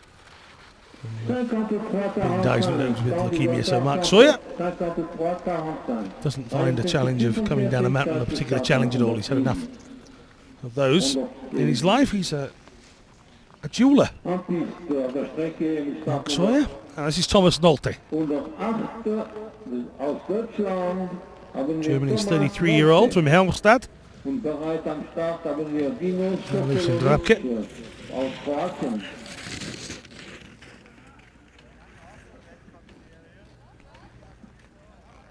Already competed at 2 Winter Games as Thomas Nolte. Got a medal of the bronze variety in 2011 and in 2015 at World Championship level. Learning how to yell a little bit earlier in the course, 52.85, 2.74 seconds back for Germany's Thomas Nolte. Now, Dino Sokolovic has a World Cup win to his name this year. Actually, this season, should I say, because the victory was in Qatar, but he had 2 days that were problematic. The second he didn't turn up because his monoski had broken. Day 3 he returned to the mountain and won. And his first words to me were, "It's amazing what you can do when you've got a working monoski." Oh, yeah, absolutely, Dino. His wife Barbara will be watching on. Chance to meet Mrs. Sokolovic when we were in Zagreb. And here, Dino not yet firing in all cylinders. 56.43. He's much preferred the slalom events to the Giant, and that's evident once again. Now, this is Mexico's Ari Velasquez Penalosa. Penalosa, the 29-year-old, originally from Cancun. Now resident in the United States, and well, he's certainly had a tumble. He's disappeared back off down, so he's obviously stayed within the circuit, and he's obviously kept momentum going from sliding out.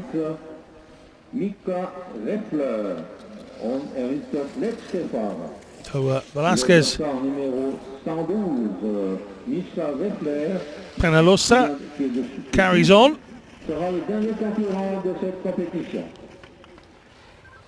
He's actually used his skills to build parts of his own monoski in the past. That's not bad, you know. 55.63, considering he had a mishap early on. Let's see, take a look here.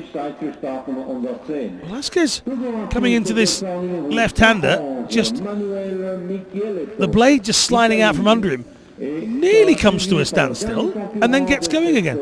So consider taking that away. That's not a bad run. Now, Micheletto of Italy, Manuel Micheletto.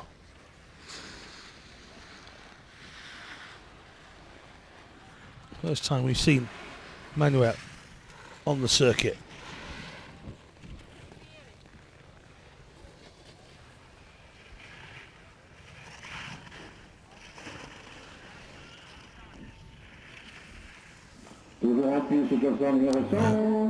Micheletto coming to the line, 56.89 for the 30-year-old.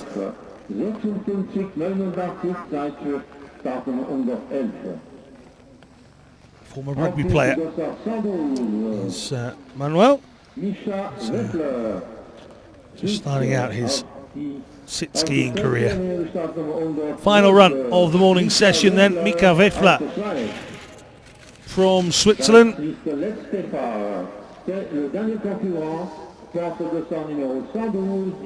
How will Weffler fare on what I'm sure are familiar surroundings? Just 23.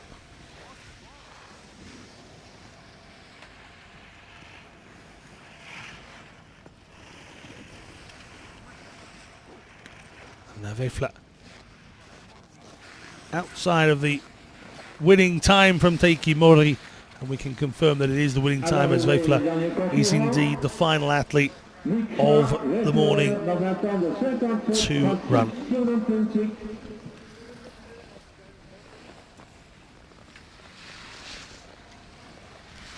So it is Taiki Mori that sets the quickest time here on run number 1, surprising some of the youngsters. Kirker, Pedersen, Kampschner, Kunz couldn't keep up with him this morning. Oatley, Di Silvestro and Josh Elliott will all still fancy themselves with some sort of a chance. It's not a huge lead for Taiki Mori, but it is indeed a lead for the Japanese six gear to take into the second run. The second run's starting at 1:45 local time. We'll be back on air at 1:40. Don't forget, at Paralympic is where you need to be on social media. Follow us on Twitter, on Instagram, on Facebook. Keep up with the chat, Snapchat stories as well. At Paralympic for all the exclusive content away from the action that we've had here this morning on the live stream. And we've had some fantastic action as well. All 6 of our classifications will be up and running again a little bit later on. Just looking at the bottom of the men's sitting event, and Lee Chi-won's return to action from his injury is the last time through 58.98.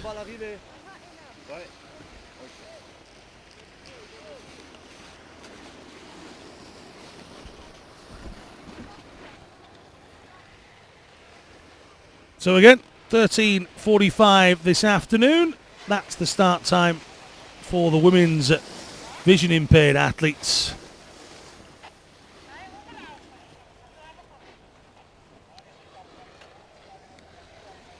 Here's a look back at some of the action from our journey.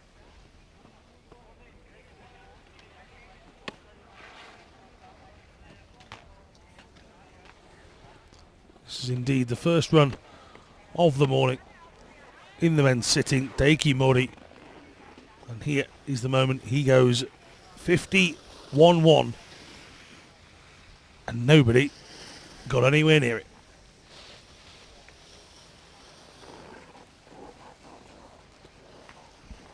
So that's all for this morning's session. Once again, join us at 1:40 local time for run number 2 of day 1 here in Veysonnaz.